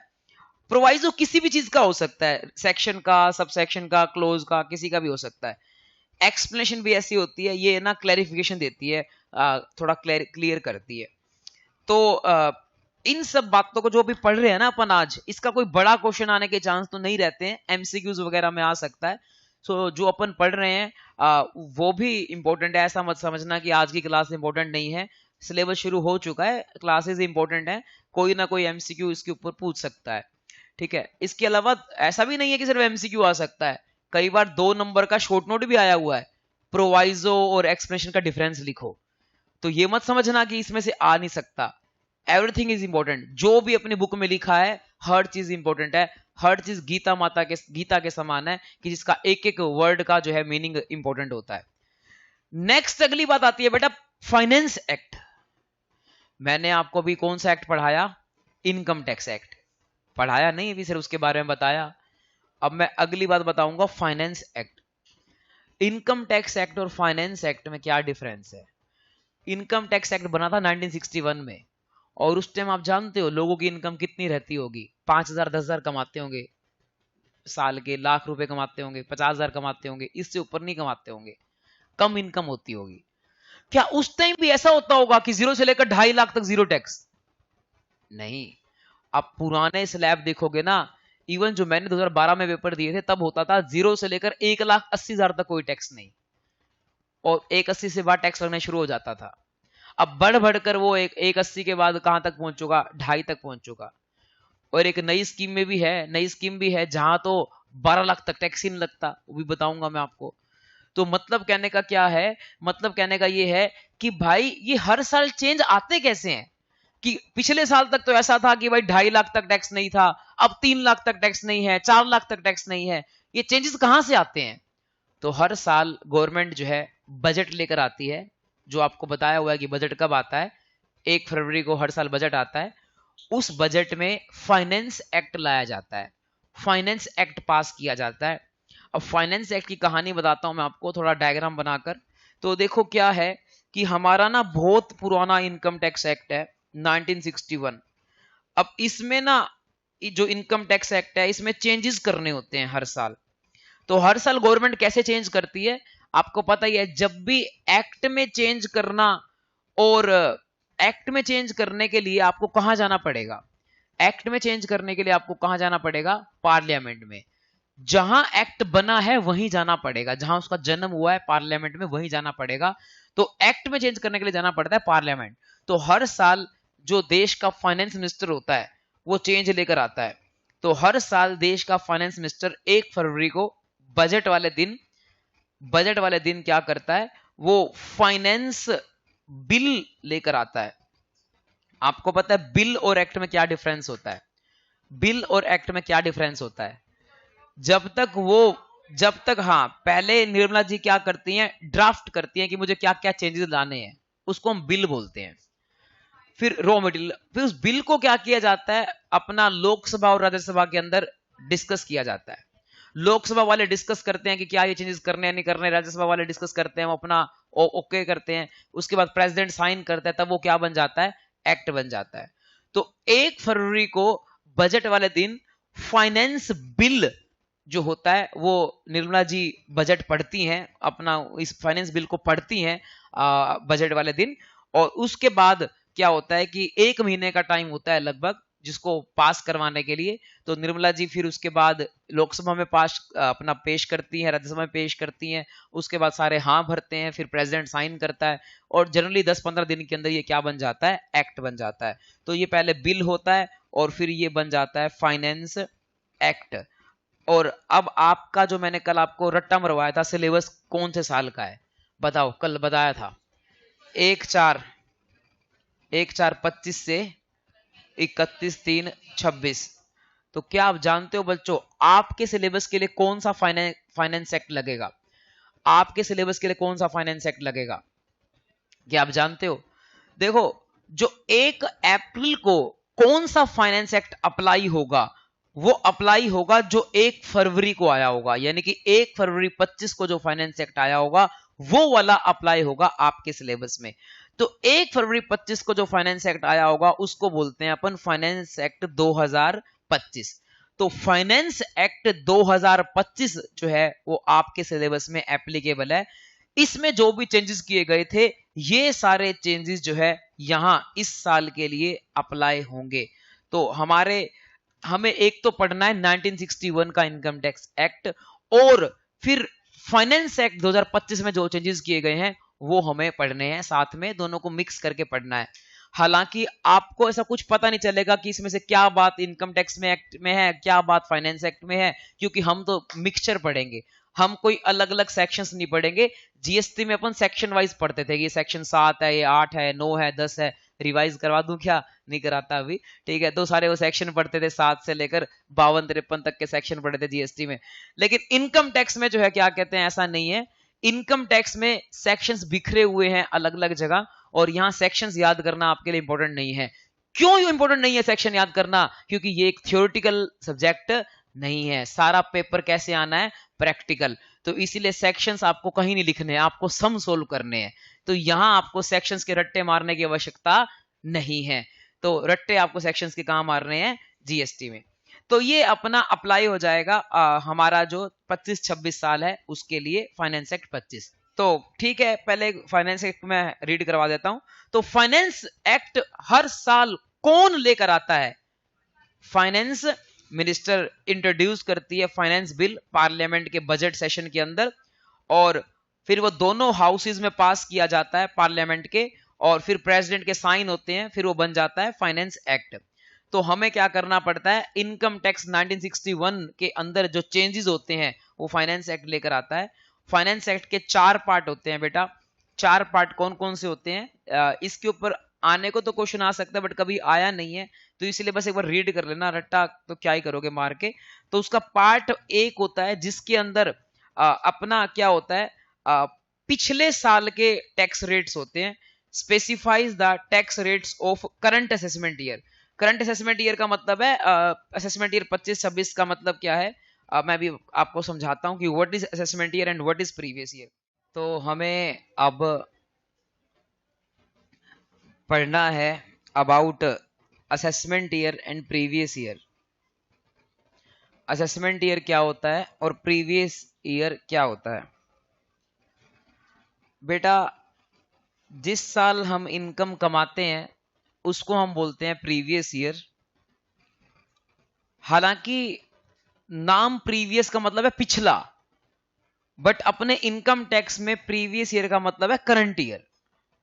जिस साल अपन इनकम कमाते हैं उसको हम प्रीवियस ईयर बोलते हैं। जो आपके सिलेबस का साल है 1/4/25 से 31/3/26, इसको हम बोलेंगे प्रीवियस ईयर।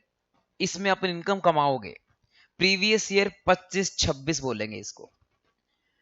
और इनकम टैक्स में क्या रहता है, जो इसकी रिटर्न जाती है, जो इसके ऊपर टैक्स भरा जाता है, जो अपना आईटीआर जाती है, आईटीआर की full form income tax return, वो जाती है साल में एक।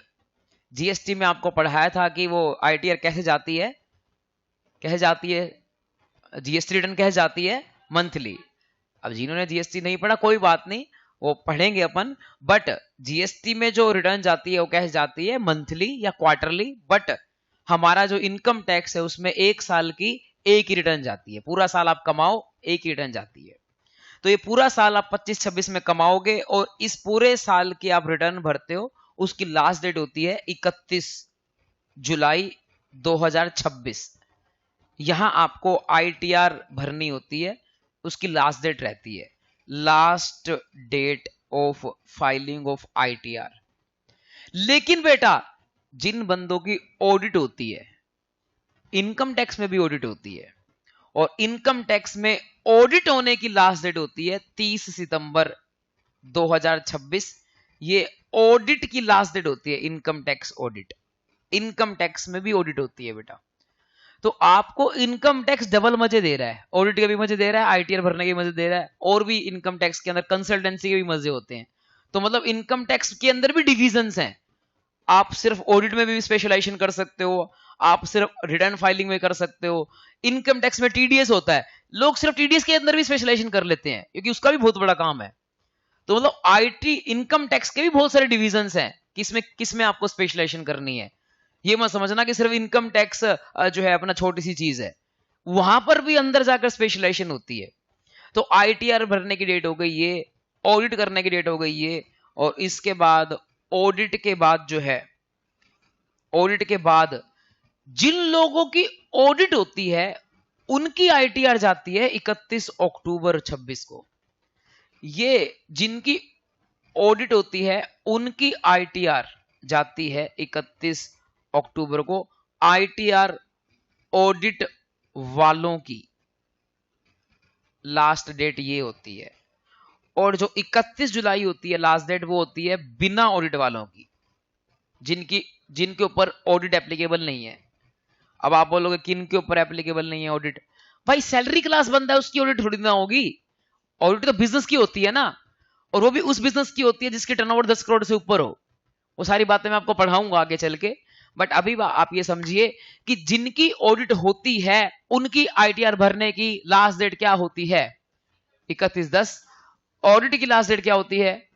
30/9। ऑडिट की लास्ट डेट है 30/9। और जिनकी ऑडिट नहीं होती उनकी आईटीआर भरने की लास्ट डेट क्या होती है? 31 जुलाई।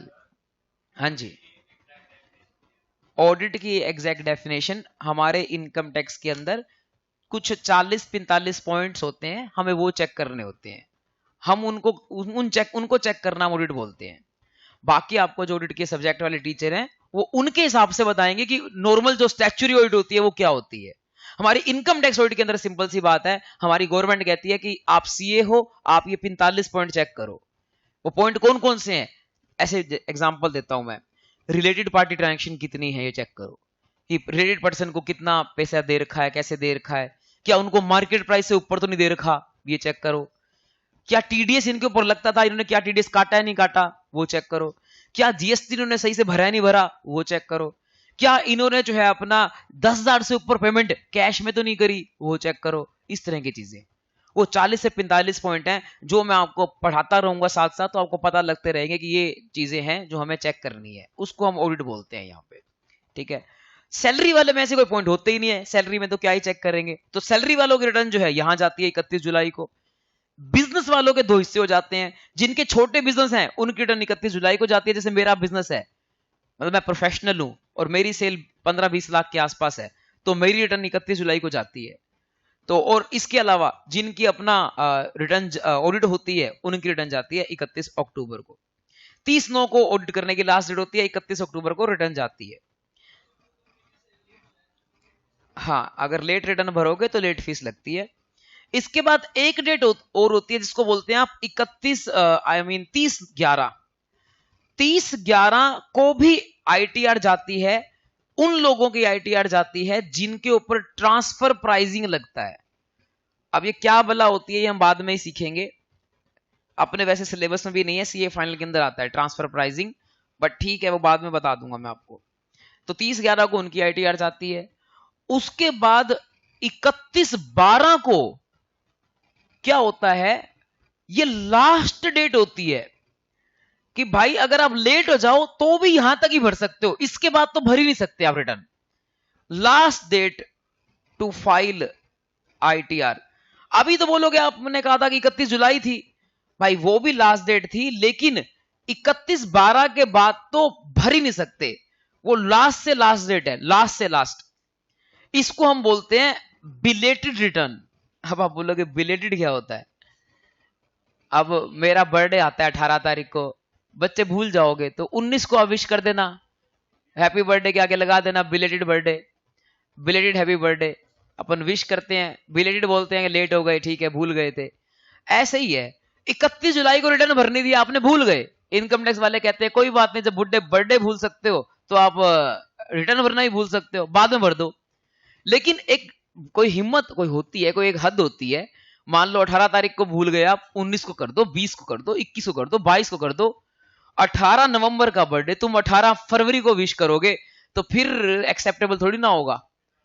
तो ये वही बात है, गवर्नमेंट कहती है 31 जुलाई को तुमने रिटर्न भरनी थी, कोई नहीं, भूल गए, लास्ट से लास्ट डेट है 31 दिसंबर, यहां तक भर दोगे तो मैं माफ कर दूंगी, बिलेटेड बर्थडे कर देना, बिलेटेड रिटर्न भर देना।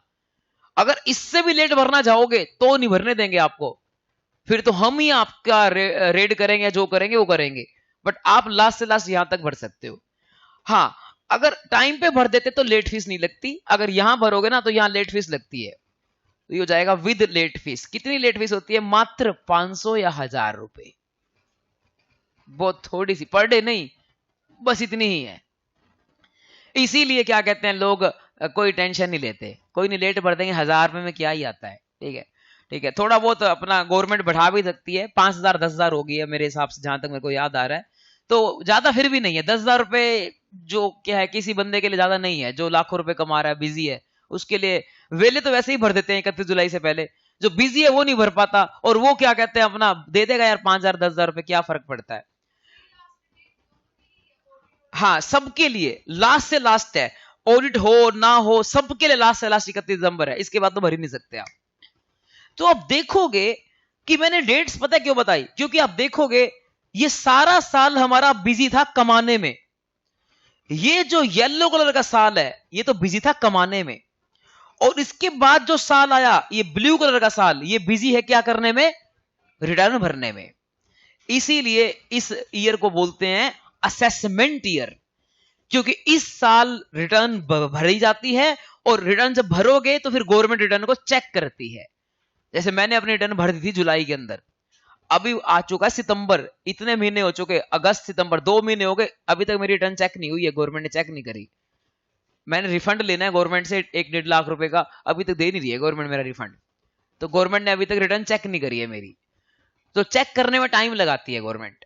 तो वही मैं कह रहा हूं कि सारा साल लग जाएगा चेक करने में, चेक कर, असेसमेंट ईयर बोलते हैं इसको अपन, चेक करने का मतलब है असेसमेंट, असेस करना, चेक करना, असेसमेंट ईयर। तो गवर्नमेंट चेक कर रही है अभी रिटर्न्स को, इसलिए इसको बोलते हैं असेसमेंट ईयर। तो ये बेटा चलेगा 31 मार्च 27 तक, और इसको हम बोलेंगे असेसमेंट ईयर 26-27। तो जो हमारा सिलेबस का साल है, अगर मैं प्रीवियस ईयर की टर्म से बात करूं तो वो कौन सा है? 25-26, और असेसमेंट ईयर की टर्म से बात करूं तो वो क्या है? 26-27। तो प्रीवियस ईयर है हमारा 25-26 और असेसमेंट ईयर है हमारा 26-27। क्वेश्चन में ना दोनों तरीके से लिख सकता है, क्वेश्चन में ये भी लिख सकता है कि आप कैलकुलेट करो income of the previous year 25-26, question में ये भी लिख सकता है कैलकुलेट करो income for the assessment year 26-27। तो अगर क्वेश्चन बोल रहा है कि असेसमेंट ईयर 26-27 की इनकम निकालनी है, इसका मतलब है कि प्रीवियस ईयर 25-26 की इनकम निकालनी है। असेसमेंट ईयर 26-27 का मतलब प्रीवियस ईयर 25-26, और असेसमेंट ईयर 25-26 का मतलब प्रीवियस ईयर 24-25। तभी तो उसको प्रीवियस ईयर बोलते हैं, क्योंकि ये प्रीवियस है। किससे प्रीवियस है? असेसमेंट से प्रीवियस है। मतलब जो आपके सीनियर हैं, जिनको मैं पढ़ा रहा हूं, अभी थोड़ी देर बाद उनकी क्लास लूंगा, तो उनके सिलेबस का साल है प्रीवियस ईयर 24-25 और असेसमेंट ईयर 25-26। बट आपके सिलेबस का साल है प्रीवियस ईयर 25-26, असेसमेंट ईयर 26-27। इससे अगला जो बैच में लूंगा, मतलब आगे से आगे जो लूंगा, उनका प्रीवियस ईयर हो जाएगा 26-27, असेसमेंट ईयर 27-28। ये होता है बेटा। तो आपको फोकस करना है 2 ईयर्स पे। अगर वो प्रीवियस ईयर के टर्म से बात करे तो प्रीवियस ईयर 25-26, असेसमेंट ईयर के टर्म से बात करे तो असेसमेंट ईयर 26-27। बताइए, समझ आ गया भाई?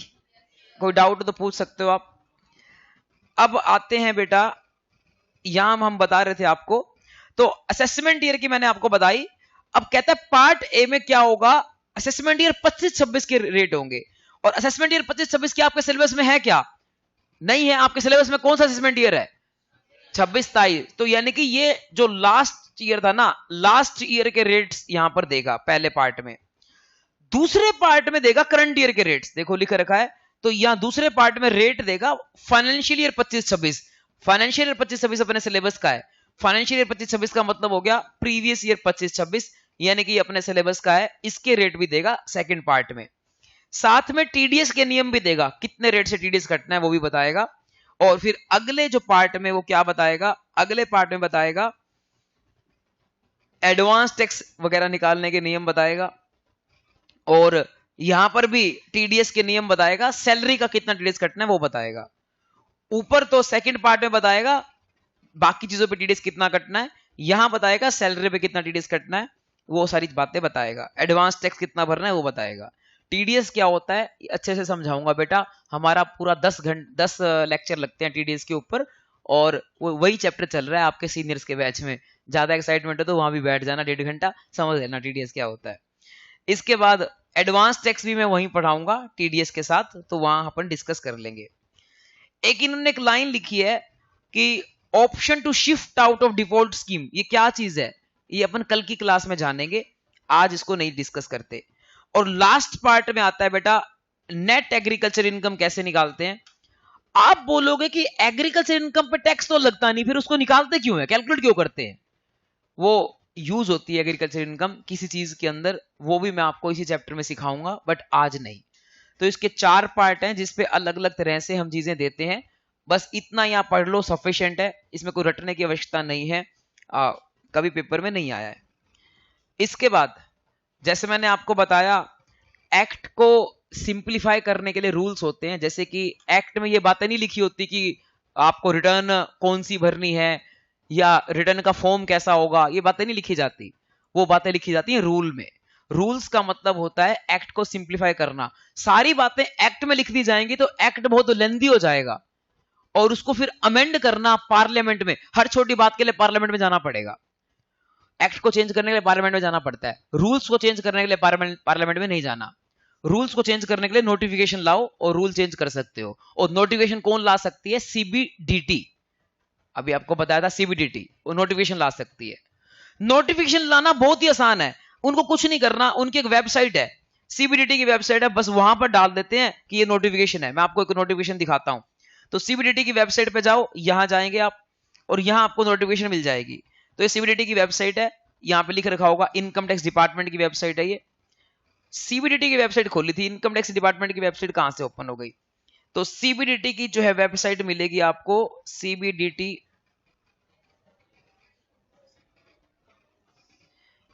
की आपको वेबसाइट मिलेगी, ये रही भाई। अब इसमें आप देखोगे, हाँ सीबीडीटी के अंदर जाओगे आप तो यहां आपको मिल जाएगा, चेंज कर दी इन्होंने, एनीवेज इनकम टैक्स की वेबसाइट पे ही चलते हैं। हाँ जी, इनकम टैक्स की वेबसाइट पे ही चलते हैं। इनकम टैक्स की वेबसाइट पे आप जाओगे और वहां पर आपको यहां मिल जाएंगे सारी चीजें, जैसे टैक्स लॉ लिख रखा है, टैक्स लॉ के अंदर देखो एक्ट आ गया, इनकम टैक्स एक्ट आ गया। अगर आपको एक्ट देखना हो, एक्ट की लैंग्वेज देखनी हो, आप यहां जाके आप एक्ट की लैंग्वेज देख सकते हो। ये 1961 वाला एक्ट आ गया और आपके लिए सिलेबस एप्लीकेबल है 2025। तो यहाँ पर एक्ट के सारे सेक्शन आ गए, सेक्शन 1, 2, कोई भी सेक्शन आप सर्च कर सकते हो। सेक्शन 1 पे जाओगे तो सेक्शन 2 पे जाओगे, सारा सेक्शन लिखा आ जाएगा, ये आपको सारी एक्ट की लैंग्वेज आ गई। आपके सिलेबस में ये एक्ट की लैंग्वेज नहीं है, सिंप्लीफाइड चीजें हैं जो आपकी बुक में डली हुई हैं। ये एक्ट की लैंग्वेज पढ़ना थोड़ा सा डिफिकल्ट रहता है। इसके अलावा इसके जो रूल्स हैं वो भी साथ में दे देता है, ये कि भाई ये रूल है, रूल 7 है, 7A है, 7B है, ये भी साथ में दे देता है। तो इस इनकम टैक्स की वेबसाइट पे जाओ, सारी चीजें मिल जाती हैं। यहाँ पर आपको नोटिफिकेशन भी मिल जाएगी। आप वापस जाओगे लॉज में, इधर एक्ट आ गया, ये रहा साइड में नोटिफिकेशन एंड सर्कुलर। तो यहाँ नोटिफिकेशन यहाँ पर आती है, और नोटिफिकेशन लाना कितना आसान है आप देख सकते हो। इन्होंने यहाँ पर नोटिफिकेशन लाई और आप देखोगे इसको ओपन करके तो एक इस तरह से फाइल खुल जाएगी जिसमें लिख रखा होगा कि नोटिफिकेशन कौन लेकर आया है। ये देखो, central board of direct taxes, तो ये नोटिफिकेशन लाते हैं। 22 तारीख को नोटिफिकेशन आई है, ये नोटिफिकेशन का नंबर है, अपने को कुछ नहीं करना है इस चीज का, कुछ किसी बारे में होगी अपने को क्या करना है। मैं बस आपको ये समझाना चाह रहा था कि नोटिफिकेशन लाना इज वेरी इजी, बहुत आसान है। और वहीं अगर कोई एक्ट में चेंज करना पड़ जाए तो कहां जाना पड़ता है, पार्लियामेंट में। इसीलिए गवर्नमेंट ने क्या किया, एक्ट तो रखा छोटा, उसको एक्सप्लेन करने के लिए क्या बनाए, रूल्स, ताकि कभी रूल चेंज करने पड़े तो रूल चेंज करने के लिए सिर्फ एक काम करना पड़ेगा, क्या लाना है, नोटिफिकेशन। तो इसीलिए रूल बनाए जाते हैं ताकि एक्ट छोटा बने, सिंप्लीफाइड बने। तो यहां पर अगर हम देखें, अपने यहां लिख रखा है कि रूल्स होते हैं, रूल्स जो है इनकम टैक्स को चलाने के लिए लाए जाते हैं, और ये रूल कौन बनाता है? सीबीडीटी बनाता है। और सीबीडीटी रूल कैसे बना सकता है वो आपको पता ही है, नोटिफिकेशन लाकर बना सकता है। मैं पहले आपको नोटिफिकेशन पढ़ा देता हूं, 5th पॉइंट लिख रखा है नोटिफिकेशन। नोटिफिकेशन जो है वो इशू की जाती है सेंट्रल गवर्नमेंट के द्वारा, बट सेंट्रल गवर्नमेंट मतलब मोदी इशू नहीं करता। मोदी ने अपनी पावर दे रखी है सीबीडीटी को कि बेटा मैं नहीं करूंगा, मेरा चेला करेगा। वो चेला कौन है? सीबीडीटी। तो मोदी का सारा काम जो है वो करता है उसका चेला, जो कि सीबीडीटी है, वो सारी जो है नोटिफिकेशन लेकर आता है। नोटिफिकेशन का काम क्या होता है? अमेंड करना, रूल वगैरह को चेंज करना, ये काम होता है नोटिफिकेशन का। Notification is binding on both department and assessees. क्या मतलब है? इनकम टैक्स एक्ट क्या तुम्हारे ऊपर एप्लीकेबल है? यस। क्या income tax act income tax department के ऊपर एप्लीकेबल है? यस। क्या इनकम टैक्स रूल्स तुम्हारे ऊपर एप्लीकेबल हैं? यस। क्या इनकम टैक्स रूल्स डिपार्टमेंट के ऊपर एप्लीकेबल हैं? यस। क्या नोटिफिकेशन तुम्हारे ऊपर एप्लीकेबल हैं? यस। क्या वो डिपार्टमेंट के ऊपर एप्लीकेबल हैं? यस।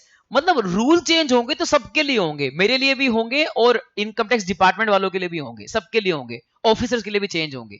तो यही लिखा रखा है कि इनकम टैक्स में जो नोटिफिकेशन आती हैं, these notifications are binding on both, binding on department as well as SSC, दोनों के ऊपर बाइंडिंग रहती है।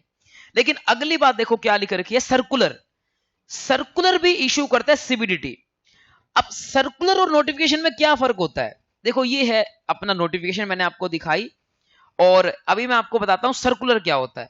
तो यहां आप जाओगे इनकम टैक्स लॉ के अंदर, यहां आपको सर्कुलर मिलेंगे, और ये सर्कुलर आते हैं।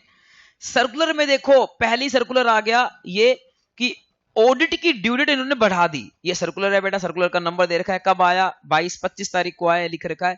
इन्होंने ऑडिट की ड्यू डेट बढ़ाकर 30 सितंबर से बढ़ाकर 31 अक्टूबर कर दी है। ये कल परसों ही नोटिफिकेशन आई है, आई मीन 5 दिन हो गए। सीए बहुत परेशान थे बेटा, बहुत परेशान थे। थोड़ा आपको बताऊं मैं तो, वैसे लास्ट डेट क्या होती है भाई रिटर्न भरने की? नॉर्मल पर्सन के लिए 31 जुलाई, 31 जुलाई रिटर्न भरने की लास्ट डेट थी। लेकिन इस बार जो है गवर्नमेंट ने बहुत सारे चेंजेस किए इनकम टैक्स के फॉर्म्स में, और वो चेंजेस की वजह से रिटर्न जो है 31 जुलाई की जगह गवर्नमेंट ने डेट आगे बढ़ा दी, और उन्होंने बोला कि 15 सितंबर जो है वो लास्ट डेट होगी क्या भरने की? इनकम टैक्स रिटर्न भरने की। तो सब सीए जो है 15 सितंबर को रिटर्न भरी। और आपको पता ही है कि लास्ट डेट ऑडिट की क्या होती है? 30 सितंबर। तो ऑडिट करने के लिए सिर्फ कितने दिन मिले सीएस को? 15 दिन। सीएस के हाथ पैर फूल गए, हर बंदे के पास 60 ऑडिट हैं, तो 60 ऑडिट बेचारा सीए कैसे करेगा 15 दिन के अंदर? एक दिन में 4 ऑडिट करेगा? पॉसिबल ही नहीं है। ये 2 महीने का काम है, हर साल हम 2 महीने में करते हैं। 31 जुलाई को हम आईटीआर भरते हैं और 30 सितंबर तक क्या करते हैं? ऑडिट। यानी कि पूरा महीना मिलता है अपने को अगस्त का और सितंबर का। 2 महीने का काम हमारे से गवर्नमेंट चाहती थी कितने दिनों के अंदर करें? 15। तो पॉसिबल ही नहीं था। सारे सीएस ने ट्विटर के ऊपर अपना कमेंट किए कि निर्मला जी क्या कर रही है, मोदी क्या कर रहा है, फलाना ढिंकाना। और उसके बाद निर्मला जी को अपना होश आया कि हाँ ये सारे बहुत गुस्से में आ गए हैं, एक सीए को हार्ट अटैक आ गया, तो सीए ने उसको जोड़ दिया, लिंक कर दिया। क्या भाई क्यों हार्ट अटैक आया है? क्योंकि बर्डन ज्यादा था काम का। क्या पता किस वजह से आया था, क्या पता, क्या मुझे नहीं पता, बट उन्होंने ये जोड़ दिया इसको कि भाई एक सीए मार दिया गवर्नमेंट ने, क्योंकि उन्होंने ड्यू डेट एक्सटेंड नहीं करी। तो इसीलिए फिर गवर्नमेंट बेचारी डर गई कि कम से कम ट्रोल हो जाएंगे, इससे अच्छा ये है कि भाई फटाफट एक्सटेंड कर दें। तो 25 तारीख को इन्होंने सर्कुलर लेकर आए और उन्होंने क्या किया? ड्यू डेट एक्सटेंड कर दी 1 महीने से। यानी कि अब ड्यू डेट जो है पहले कौन सी होती है? 30/9, और अब क्या हो जाएगी? 31 अक्टूबर। अब ये रिलैक्स हो गए क्योंकि 31 अक्टूबर आने में अभी 1 महीना पड़ा है, तो आराम से दिवाली मना पाएंगे और तसल्ली से काम कर पाएंगे। तो अब मैं आपको ये बताना चाह रहा था सर्कुलर क्यों आते हैं? ये छोटे मोटे काम के लिए, कि भाई कभी ड्यू डेट चेंज कर दी, कभी कोई और क्लैरिफिकेशन ले आए, तो इसलिए सर्कुलर लाए जाते हैं। तो देखो यहां पर लिखा होगा सर्कुलर। सर्कुलर कौन लेकर आता है? सीबीडीटी। नोटिफिकेशन भी कौन लेकर आता था? सीबीडीटी। ये भी सीबीडीटी लेकर आता है। सर्कुलर जो होते हैं वो गाइडेंस के लिए होते हैं, ऑफिसर्स के लिए और असेसीज के लिए। गाइडेंस का मतलब ये कि इसमें ना कई बार क्लैरिफिकेशन आती है कि मान लो 2 ऑफिसर को कंफ्यूजन है, हिसार के ऑफिसर को और चंडीगढ़ के ऑफिसर को कंफ्यूजन है इनकम टैक्स के प्रोविजन को लेकर, तो उनको कंफ्यूजन दूर करने के लिए गाइडेंस के लिए सर्कुलर निकाले जाते हैं, और या फिर कई बार ऐसे ड्यू डेट्स वगैरह एक्सटेंड करने के लिए सर्कुलर निकाले जाते हैं।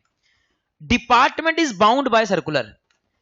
सर्कुलर एक ऐसी चीज है जिसके जो किसके ऊपर एप्लीकेबल होती है, डिपार्टमेंट यानी कि इनकम टैक्स डिपार्टमेंट उनके ऊपर लायबल है, बाउंड है, लेकिन असेसी के ऊपर सर्कुलर लायबल नहीं है।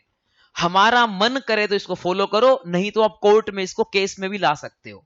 मतलब ये सर्कुलर अगर हमारे फेवर में होगा तो हम इसको फॉलो करेंगे, हमारे अगेंस्ट होगा तो हम सर्कुलर को लेकर कहां जा सकते हैं, कोर्ट में जा सकते हैं। एक्ट को लेकर कोर्ट में नहीं जा सकते। हाँ, एक्ट जो है क्या कहते हैं, गवर्नमेंट ने जो बना दिया वो बना दिया। जैसे अभी वो बैन कर दिया ना मनी गेमिंग वगैरह, तो गेमिंग वगैरह बैन कर दी ऑनलाइन, तो उसको लेकर अब कोर्ट में कोई नहीं जा रहा, जा नहीं सकते, एक्ट है वो। ऐसे रूल्स को लेकर आप कुछ नहीं कर सकते, जो बन गया वो बन गया। ऐसे ही आप क्या कहते हैं, जो नोटिफिकेशन है वो आ गई, आप कुछ नहीं कर सकते। लेकिन सर्कुलर एक ऐसी चीज है जो सिर्फ गाइडेंस के लिए होता है। अगर आपको पसंद नहीं आया तो आप इसको लेकर कोर्ट में इसको अपना डाल सकते हो कि हमें ये पसंद नहीं आया, इसको चेंज करो। तो सर्कुलर एक ऐसी चीज होती है जो असेसी के लिए बाइंडिंग नहीं होती, वो सिर्फ किसके लिए बाइंडिंग होती है, डिपार्टमेंट के लिए। बाकी चीजें एक्ट भी, रूल भी, नोटिफिकेशन भी, ये सारे के सारे बाइंडिंग होते हैं किनके ऊपर, दोनों। दोनों कौन, डिपार्टमेंट भी और असेसी भी। लेकिन सर्कुलर सिर्फ किसके ऊपर बाइंडिंग होते हैं, डिपार्टमेंट। देखो लिख रखा है, such circulars are not binding on assessee, they can take advantage. अगर वो उनके बेनिफिट के लिए है तो एडवांटेज ले सकते हैं, लेकिन अगर उनके नुकसान के लिए है तो अपना उसको अलग भी कर सकते हैं, कोर्ट में जा सकते हैं। अब जो है अगली बात पे आते हैं जो कि है केस लॉस, जिसके बारे में मैंने आपको बता दिया कि भाई कई बार जो है डिस्प्यूट हो जाते हैं, झगड़े हो जाते हैं किसके बीच में, असेसी और डिपार्टमेंट। असेसी का मतलब क्या होता है बताओ बेटा, what is assessee, who is assessee. जो इनकम कमा रहा है, जो रिटर्न भर रहा है, वो क्या होता है, असेसी।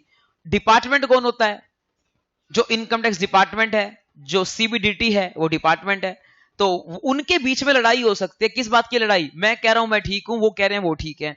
तो उस केस में फिर कोर्ट में केस जाता है, और कोर्ट में हमारे को बताए रखे हैं, मैंने आपको बताए थे 4 तरह से केस हो सकता है। पहले कमिश्नर के पास, फिर उसके बाद ट्रिब्यूनल के पास, फिर उसके बाद हाई कोर्ट, उसके बाद सुप्रीम कोर्ट। हालांकि इन्होंने सिर्फ 2 बातें लिख रखी हैं कि एक तो हाई कोर्ट में केस हो सकता है और एक सुप्रीम कोर्ट में केस हो सकता है। एपेक्स कोर्ट, सबसे बड़ा कोर्ट होता है सुप्रीम कोर्ट। सुप्रीम कोर्ट में जो डिसीजन आता है वो लॉ ऑफ द लैंड बनता है, मतलब पूरे इंडिया का कानून बनता है, उसको कोई चेंज नहीं कर सकता।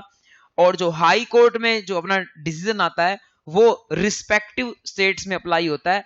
हरियाणा का हाई कोर्ट का डिसीजन हरियाणा में एप्लीकेबल होगा, रिस्पेक्टिव स्टेट्स में अप्लाई होता है।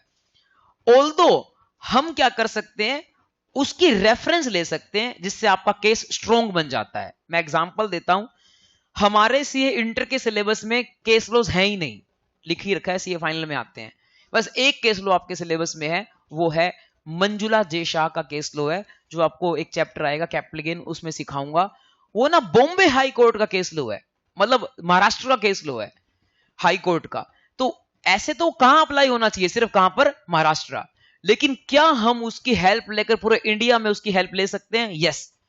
अगर वो एसएससी के फेवर में है तो सारे इंडिया में उसकी हेल्प ले सकते हैं, ठीक है। अगर गवर्नमेंट चाहेगी तो उसको कोर्ट में आगे ले जाएगी, सुप्रीम कोर्ट में, बट वो गवर्नमेंट सुप्रीम कोर्ट तक नहीं लेकर गई, हाई कोर्ट में टिक गया मामला, और सारे उसको यूज करते हैं ऑल ओवर इंडिया।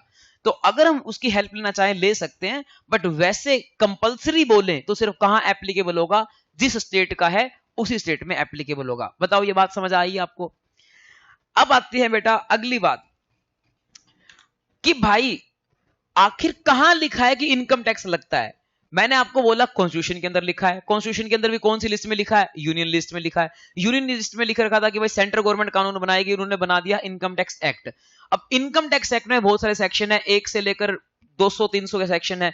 आखिर कहां लिखा है कि भाई तुम्हारी इनकम के ऊपर टैक्स लग जाएगा, तो यहां सेक्शन नंबर 4 है जहां लिखा हुआ है कि टैक्स लग जाएगा। तो सेक्शन नंबर 4 बोलता है कि भाई टैक्स लग जाएगा at the rate prescribed in the finance act, कि जो फाइनेंस एक्ट में रेट लिखे होंगे उससे टैक्स लगेगा। मतलब इनकम टैक्स एक्ट में रेट नहीं लिखे, जो मैंने कल आपको बूढ़ों के रेट बताए थे वो कहां लिखे हुए हैं, फाइनेंस एक्ट में। और आपके सिलेबस का कौन सा फाइनेंस एक्ट है, फाइनेंस एक्ट थोड़ी देर पहले ही बताया था 25, क्योंकि आपके सिलेबस का साल है 25-26, और इस साल के लिए जो फाइनेंस एक्ट है वो कौन सा अप्लाई होगा, फाइनेंस एक्ट 25। तो फाइनेंस एक्ट 25 जो है आपको देखना है, उसमें क्या रेट लिख रखे हैं वो आपके सिलेबस में आएंगे। टैक्स लगता है हर पर्सन पे। अब हमारे को जानना जरूरी है व्हाट इज पर्सन। आपको पढ़ाऊंगा अभी धीरे धीरे कि पर्सन कौन होता है, वो बताऊंगा। पर्सन पे टैक्स लगता है, हर पर्सन। एक्चुअल में पर्सन सब होते हैं बेटा, तू भी पर्सन है, मैं भी पर्सन हूं, कंपनी भी, पारस भी पर्सन है, कोई पार्टनरशिप फर्म है वो भी पर्सन है, गवर्नमेंट भी पर्सन है, सब पर्सन है। कोई ऐसा बंदा है ही नहीं दुनिया में जो पर्सन ना हो। जो अपना इस तरह की चीजें हैं बेंच, ये पर्सन नहीं है, इस पे टैक्स नहीं लगता। ठीक है, मतलब कि जो भी आपको पर्सन, इंडिविजुअल, एचयूएफ मिलेंगे सब पर्सन की डेफिनेशन में आते हैं। इसके अलावा टैक्स जो है वो इनकम कमाते हैं अपन प्रीवियस ईयर में, और फिर टैक्स देते हैं असेसमेंट ईयर में। वो मैंने आपको बता रखा था कि इनकम कमाते हैं अपन प्रीवियस ईयर में और टैक्स देते हैं असेसमेंट ईयर के अंदर। इसके अलावा टैक्स लगेगा हमारे इस एक्ट के हिसाब से, वो वाली बात लिखी है। अब एक अगला कॉन्सेप्ट आता है, बोलता है कि आखिर जो हमारा 15 नंबर का क्वेश्चन आएगा, क्वेश्चन नंबर 1 जो आएगा कंपलसरी, उसको कैसे सोल्व करना है। जो 15 नंबर का क्वेश्चन आएगा, आप बोलोगे सीधा आप उस पे आ गए, जो 15 मार्क का क्वेश्चन आएगा। यहां बस सारे चैप्टर्स का ओवरव्यू है जो मैं कल ऑलरेडी दे चुका हूं, तो इसको मैं फटाफट से समराइज करता हूं। सबसे पहला काम होता है यह पता लगाना कि इंडिया का रेजिडेंट है या नॉन रेजिडेंट। क्योंकि बच्चों अगर वो रेजिडेंट होता है तो पूरे वर्ल्ड की इनकम उसको इंडिया में टैक्सेबल होती है। जैसे विराट कोहली रेजिडेंट है और विराट कोहली इंडिया से कमाता है, वो विराट कोहली दुबई से भी कमाता है। अब कल सूर्य कुमार यादव इंडिया वापस आया दुबई से वर्ल्ड कप जीत, एशिया कप जीत के, तो उसने एशिया कप कमाया, कोई जो पैसे मिले होंगे उसको मैच खेलने के, तो वो कहां रहकर कमाया, दुबई रहकर। पिछले 1 महीने से दुबई थे, वो दुबई रहकर कमाया। क्या वो दुबई से जो कमाया क्या वो इंडिया में टैक्सेबल होगा? यस। क्यों? क्योंकि वो रेजिडेंट है। सारे वर्ल्ड की इनकम उसको कहां टैक्सेबल होगी? इंडिया में। बट वहां पर जिम्बाब्वे के खिलाड़ी तो नहीं थे, कौन, बांग्लादेश के खिलाड़ी थे, तो बांग्लादेश वालों ने भी वहां पे रहकर कमाया, क्या वो इंडिया में टैक्सेबल होगा? नहीं होगा, क्योंकि वो कौन है? नॉन रेजिडेंट है। ठीक है। ब्रेटली जानते हो, फास्ट बॉलर था, बड़ी तेज बॉल फेंकता था। वो ब्रेटली इंडिया में आता है कई बार, आई मीन अपना आईपीएल खेलने। अब तो संन्यास ले लिया शायद, पहले खेलने आता था आईपीएल। तो आईपीएल खेलने आया, 2 महीने इंडिया में रहकर आईपीएल खेल के गया। क्या उसको आईपीएल की इनकम इंडिया में टैक्सेबल होगी? क्यों नहीं होगी? नॉन रेजिडेंट है, तो आप बोल रहे हो कि आईपीएल की इनकम टैक्सेबल नहीं होगी। एक रूल ये है, नॉन रेजिडेंट को वो इनकम इंडिया में टैक्सेबल होती है जो उसने इंडिया से कमाई है। तो जो इंडिया से कमाई है वो तो सबको टैक्सेबल होती है, चाहे रेजिडेंट हो या नॉन रेजिडेंट। लेकिन अगर आपने इंडिया से बाहर से कमाई है तो सिर्फ किसको टैक्सेबल होती है? रेजिडेंट को। तो विराट कोहली को तो पूरे वर्ल्ड की इनकम इंडिया में टैक्सेबल है, लेकिन ब्रेटली को सिर्फ कौन सी इनकम इंडिया में टैक्सेबल है? जो उसने इंडिया से कमाई है। तो इसीलिए सबसे पहला काम आप लोगों के लिए क्या है? ये बात आपको ना समझ आइए कोई चक्कर नहीं है, चैप्टर नंबर 2 आएगा वहां कराऊंगा। तो सबसे पहला काम आपके लिए क्या है? ये फाइंड आउट करना कि उसका रेजिडेंशियल स्टेटस क्या है। जनरल रूल मैंने आपको बता दिया, रेजिडेंट को तो पूरे वर्ल्ड की इनकम इंडिया में टैक्सेबल होती है, और नॉन रेजिडेंट को सिर्फ वही इनकम इंडिया में टैक्सेबल होती है जो उसने इंडिया से कमाई है। उसके बाद हमारे पास 5 हेड आते हैं। आपके जितने भी सोर्सेज ऑफ इनकम है उसको 5 में डिवाइड करते हैं। कल आपको बताए थे 5 हेड, बताना कौन कौन से थे। नौकरी करते हो तो सैलरी हेड, रेंट देते हो तो रेंट में प्रॉपर्टी दे रखी है तो हाउस प्रॉपर्टी, बिजनेस करते हो तो पीजीबीपी, और कोई एसेट खरीदा फिर बेचा कैपिटल गेन, और अगर बाकी कुछ बच गया इंटरेस्ट, डिविडेंड, ये सब चीजें कहां पर आती हैं? Other sources. तो इन 5 हेड की इनकम निकालनी है, और इन 5 हेड की इनकम को निकालने के बाद आपको कुछ चीजों का ध्यान भी रखना है निकालते टाइम, जैसे एग्जम्पशंस और डिडक्शंस वगैरह का आपको ध्यान रखना है। एग्जम्पशंस और डिडक्शंस का ध्यान रखना है आपको। एग्जम्पशन क्या होती है, डिडक्शन क्या होती है? एग्जम्पशन का मतलब वो इनकम ही नहीं है, जैसे एग्रीकल्चर इनकम। अब एग्रीकल्चर इनकम कहां टैक्सेबल होगी? कहीं भी नहीं, क्योंकि एग्रीकल्चर इनकम टैक्सेबल ही नहीं है, वो 5 में से किसी भी हेड में नहीं जाएगी। तो आपको एग्जम्पशन का भी ध्यान रखना होता है। दूसरा होता है डिडक्शन। डिडक्शन और एग्जम्पशन का क्या फर्क है? डिडक्शन का मतलब है वो इनकम टैक्सेबल तो होगी, बस उस इनकम में से कुछ आपको माफ कर दिया जाएगा, कुछ आप खर्चा माइनस कर सकते हो। जैसे कि प्रॉपर्टी को किराए पे देने की इनकम टैक्सेबल होती है हाउस प्रॉपर्टी में, लेकिन उसमें से आप क्या माइनस कर सकते हो? अगर आपने प्रॉपर्टी जो है वो बनाई है लोन लेकर, तो उस लोन का जो इंटरेस्ट है वो माइनस कर सकते हो, उसको हम बोलते हैं डिडक्शन, कि ये माइनस कर सकते हो। तो मतलब आप जो भी हेड्स की इनकम निकालोगे, उसको हेड्स की इनकम निकालते टाइम आपको क्या माइनस करनी पड़ती है, हटानी पड़ती है, एग्जम्पशंस भी और डिडक्शंस भी। हालांकि लिख रखा है कि ये चीजें नहीं मिलती डिफॉल्ट स्कीम के अंदर। अब डिफॉल्ट स्कीम क्या होती है मैं आपको थोड़ी देर में पढ़ाऊंगा। तो डिफॉल्ट स्कीम के अंदर एग्जम्पशन नहीं मिलती, डिडक्शन नहीं मिलती। वो क्या होती है समझेंगे, उस बात की आप टेंशन अभी मत लो। अगली पॉइंट आता है बेटा क्लबिंग। अगला चैप्टर आता है क्लबिंग। क्लबिंग जैसे कल मैंने आपको बताया था, क्लबिंग का मतलब बताया था, क्या था क्लबिंग? बताएगा कोई बच्चा क्लबिंग क्या था? क्लबिंग था किसी दूसरे पर्सन की इनकम आपकी इनकम में टैक्सेबल हो जाती है, उसको हम बोलते हैं क्लबिंग। जैसे माइनर की इनकम उसके पेरेंट के पास टैक्सेबल हो जाती है, तो अगर कोई माइनर बच्चा है तो उसकी इनकम भी आपके पास टैक्सेबल हो सकती है। क्लबिंग का भी ध्यान रखना है। सेट ऑफ बताया था, सेट ऑफ क्या था? बताओ जी, सेट ऑफ क्या था? हाँ जी, किसी एक हेड में लॉस है, एक में इनकम है, तो आपस में क्या कर सकते हैं, एडजस्ट कर सकते हैं, उसको हम सेट ऑफ बोलते हैं। उसके नियम पढ़ेंगे, उनका भी ध्यान रखना है। ये सब काम करने के बाद फिर हमारी इनकम आ जाती है। पांचों हेड की इनकम को ऐड करके एक वर्ड बोलते हैं, उसको क्या बोलते हैं? Gross total income. Total, total मतलब क्या? पांचों हेड की इनकम को ऐड करके आया, उसको क्या बोलेंगे? Total income, gross total income. इसमें से आप माइनस कर सकते हो डिडक्शंस। आप बोलोगे एक डिडक्शन तो पहले भी आई थी, वो डिडक्शन थी हेड स्पेसिफिक, कि सैलरी में से कुछ माइनस करो, कुछ हाउस पट्टी में से, कुछ कैपिटल गेन में से, वो तो थी हेड स्पेसिफिक। ये जो डिडक्शन आती हैं ये जनरल डिडक्शंस होती हैं। जनरल का मतलब, जैसे मैंने कल आपको बताया था, हमारी गवर्नमेंट चाहती है कि आप अपने बच्चे को स्कूल में पढ़ने के लिए भेजो। अगर आप अपने बच्चे को स्कूल में पढ़ने के लिए भेजते हो, स्कूल की फीस पे करते हो, तो वो फीस आप अपनी जीटीआई में से माइनस कर सकते हो, उसके ऊपर टैक्स नहीं लगेगा। अमनजीत सर की गुड़िया भी स्कूल जाती हैं, आई थिंक सर बता रहे थे 5,000 रुपये महीना की फीस है, ठीक है, तो साल के कितने हो गए? 60,000 रुपए। तो अमनजीत सर की जो भी जीटीआई है उसमें से वो क्या माइनस कर सकते हैं? 60,000 रुपए माइनस कर सकते हैं। जो बचेगा उसके ऊपर फिर इनको टैक्स देना पड़ेगा।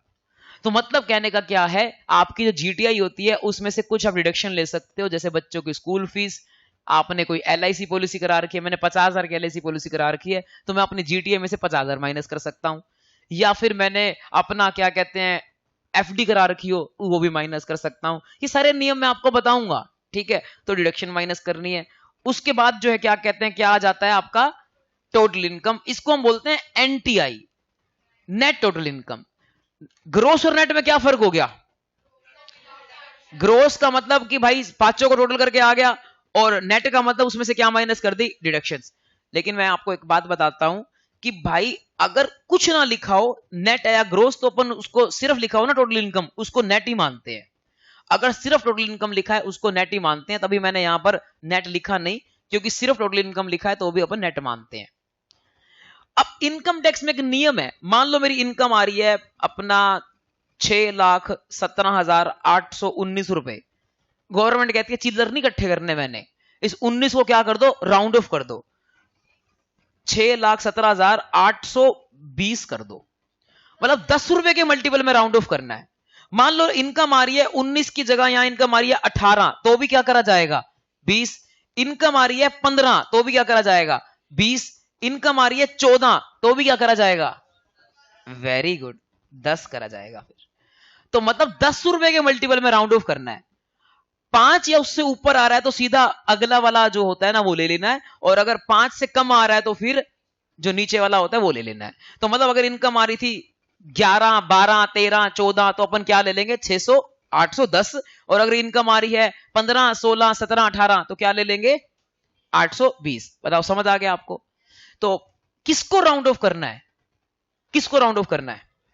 ये ध्यान रखना, हेड्स की इनकम को राउंड ऑफ नहीं करना, उनको राउंड ऑफ करना होता है, लेकिन 1 रुपीज के मल्टीपल में। जैसे मान लो कैपिटल गेन आ रहा है मेरा 6,17,882.2, तो जो 882.2 है ना वो नहीं लिखना, सिर्फ कितना लिखना है? 882। हेड्स की इनकम को तो कैसे राउंड ऑफ करना है? 1 रुपए की मल्टीपल में। जीटीआई को कैसे राउंड ऑफ करना है? जीटीआई को नहीं करना, जीटीए तो अपने आप ही 1 रुपए के मल्टीपल में राउंड ऑफ करके आएगा, क्योंकि आपने पांचों हेड राउंड ऑफ कर दिए, तो जीटीए भी क्या करके आएगा, राउंड ऑफ 1 रुपए के मल्टीपल में। लेकिन किसको राउंड ऑफ करना है, एनटीआई को, यानी कि डिडक्शन घटने के बाद जो एनटीआई आता है उसको राउंड ऑफ करना है 10 रुपए के मल्टीपल में। ये बातें भूल जाते हैं, छोटी छोटी बातें हैं जो बड़े बड़े क्वेश्चन में आपकी गलतियां करवाएंगी। तो इसीलिए आज की क्लास कोई आलतू फालतू नहीं है, बहुत बारीक बारीक पॉइंट डिस्कस कर रहे हैं। तो 10 रुपए के मल्टीपल में आपको इसको राउंड ऑफ करना है, राउंड ऑफ करना है 10 रुपए के मल्टीपल में। इसके बाद दो तरह के टैक्स के सिस्टम चलते हैं इंडिया में, एक का नाम होता है डिफॉल्ट टैक्स सिस्टम, एक है ऑप्शनल टैक्स सिस्टम। डिफॉल्ट का जो है दूसरा नाम होता है, इसका सेक्शन है 115 बीएसी। वैसे में सेक्शन याद नहीं करने आपको, लेकिन इस सेक्शन का नाम जरूर याद करना है। इसके 3 नाम है, न्यू टैक्स सिस्टम भी है, डिफॉल्ट टैक्स सिस्टम भी है, 115 बीएसी भी है। और उसको हम ऑप्शनल टैक्स सिस्टम बोलते हैं, या ओल्ड टैक्स सिस्टम बोलते हैं, या बोलते हैं कि उस बंदे ने ऑप्ट आउट किया है। ऑप्ट आउट का मतलब वो बाहर निकल गया डिफॉल्ट सिस्टम से। तो बेटा 3 नाम है, दोनों के याद करने हैं आपको। क्यों याद करने हैं, अगर क्वेश्चन में लिख रखा है कि आपको टैक्स निकालना है ओल्ड सिस्टम से, तो ओल्ड सिस्टम से निकालना है। कल जो मैंने 2.5 लाख वाला रेट बताया था वो कौन सा सिस्टम था, ओल्ड वाला, 0 से 2.5, याद है, 0 से 2.5, 0, 2.5 से 5, 5%, 5 से 10, 20%, 10 से ऊपर 30%। ये कौन सा सिस्टम था, ओल्ड। कल मैं आपको न्यू सिस्टम भी बताऊंगा, जिसमें नया टैक्स रेट क्या है वो बताऊंगा। दोनों आपको याद रखने हैं। क्वेश्चन में ओल्ड सिस्टम से भी पूछ सकता है, न्यू से भी पूछ सकता है। दोनों में से कहीं पे कुछ ना लिखा हो तो फिर अपने को दोनों सिस्टम से करके दिखाना पड़ेगा, ओल्ड से भी न्यू से भी। हाँ, दोनों से करके दिखाना पड़ेगा, ओल्ड से भी न्यू से भी। ओल्ड का नाम क्या क्या नाम है ओल्ड के, ऑप्शनल है, ओल्ड है, या ऑप्ट आउट। ऑप्ट आउट मतलब बाहर निकल गए आप। किससे बाहर निकल गए, न्यू से बाहर निकल गए। और न्यू के क्या क्या नाम है, न्यू सिस्टम, डिफॉल्ट सिस्टम, ठीक है, या 115 बीएसी। तो ये अपना आता है टैक्स आ गया, जो जिसमें कम टैक्स आएगा वो हम लेंगे, जिसमें दोनों में से कम टैक्स आएगा वो लेंगे एसएससी के फेवर में। उसके बाद लगाते हैं अपन सरचार्ज या रिबेट। सरचार्ज या रिबेट क्या होता है कल बताऊंगा। उसके ऊपर लगाते हैं 4% का सेस, ये भी क्या होता है कल बताऊंगा। और एएमटी अपन डिस्कस करेंगे बहुत बाद में, लास्ट चैप्टर में। तो एएमटी को अभी इग्नोर कर देना है, ये लास्ट चैप्टर में डिस्कस करेंगे। तो जिसमें टैक्स कम आएगा वो करेंगे, और उसमें से अपन चलो बाकी की बातें फिर ना कल ही करेंगे, क्योंकि अभी फिर मैं फटाफट बताऊंगा आपको समझ नहीं आएगा। तो आज का होमवर्क आपका कोई क्वेश्चन नहीं करना आपको, सिर्फ और सिर्फ यहां तक की बातें पढ़ के आनी है। क्लास का पैटर्न यही रहेगा, पहले मैं कल वाला थोड़ा बहुत सुन के भी देखूंगा आप लोगों से, इसीलिए मिलेंगे आपसे नेक्स्ट क्लास में। Bye bye, take care.